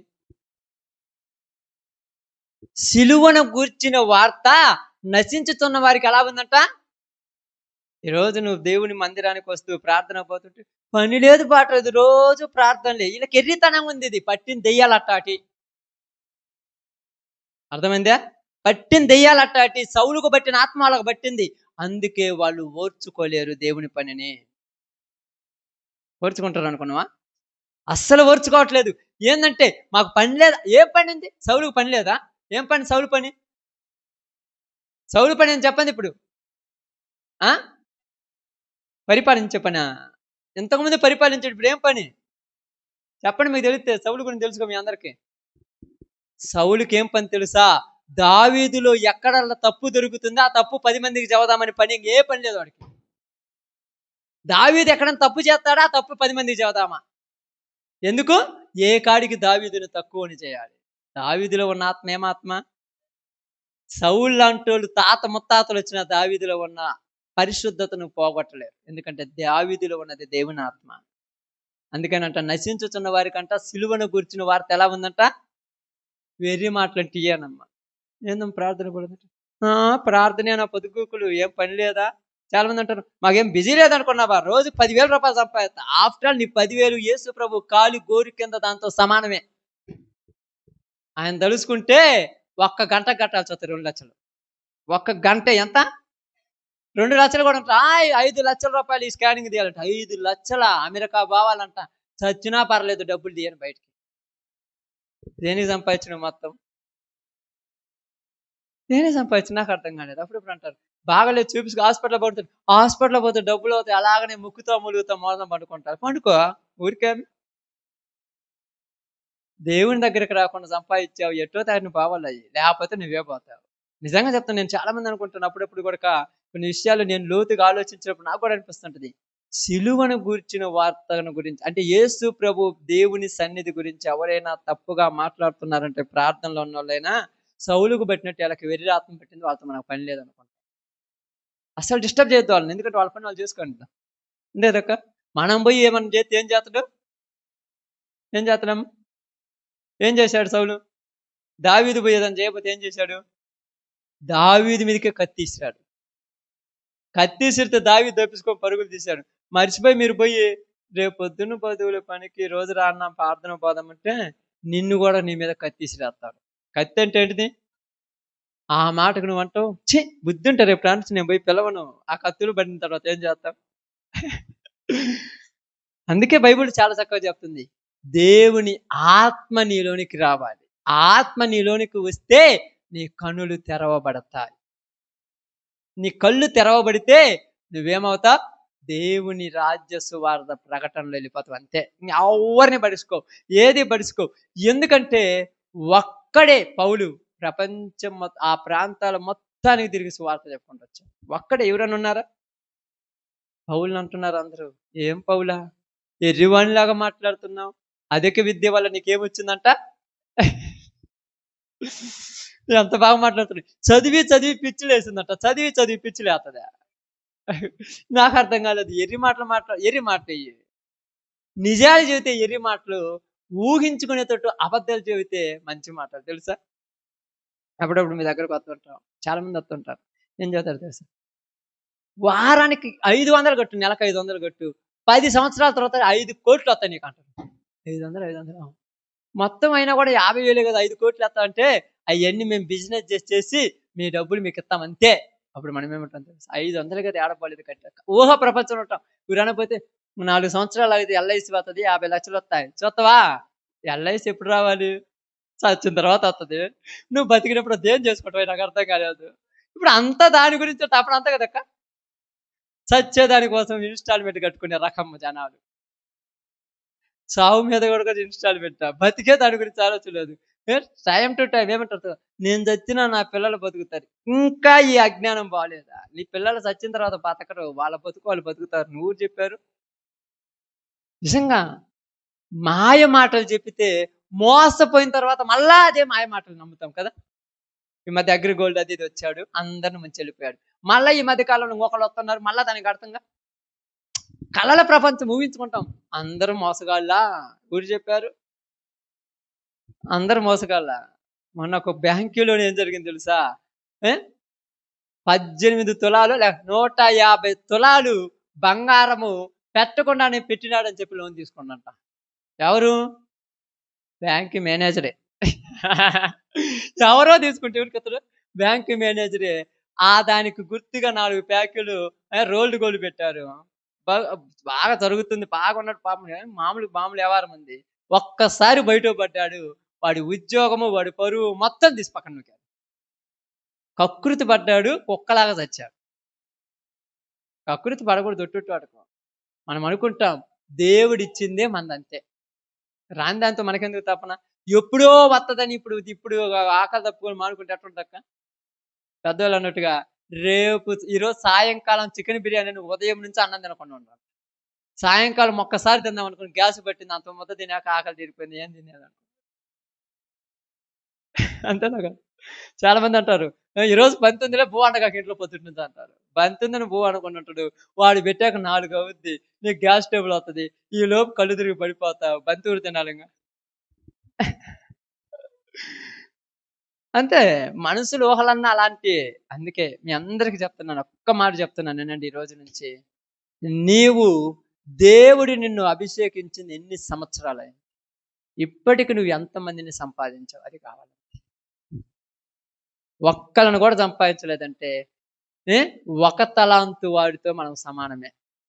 ఒక తలాంతోడు ఏం చేశాడు తెలుసు? అదే చేస్తాం. వాడిని ఎట్టాగట్ట పరలోకం పంపించాడా? పంపించిండమ్మా. మరి ఏం చేసిండు? కాళ్ళు చేతులు కట్టేసి తగల పెట్టేసిండు.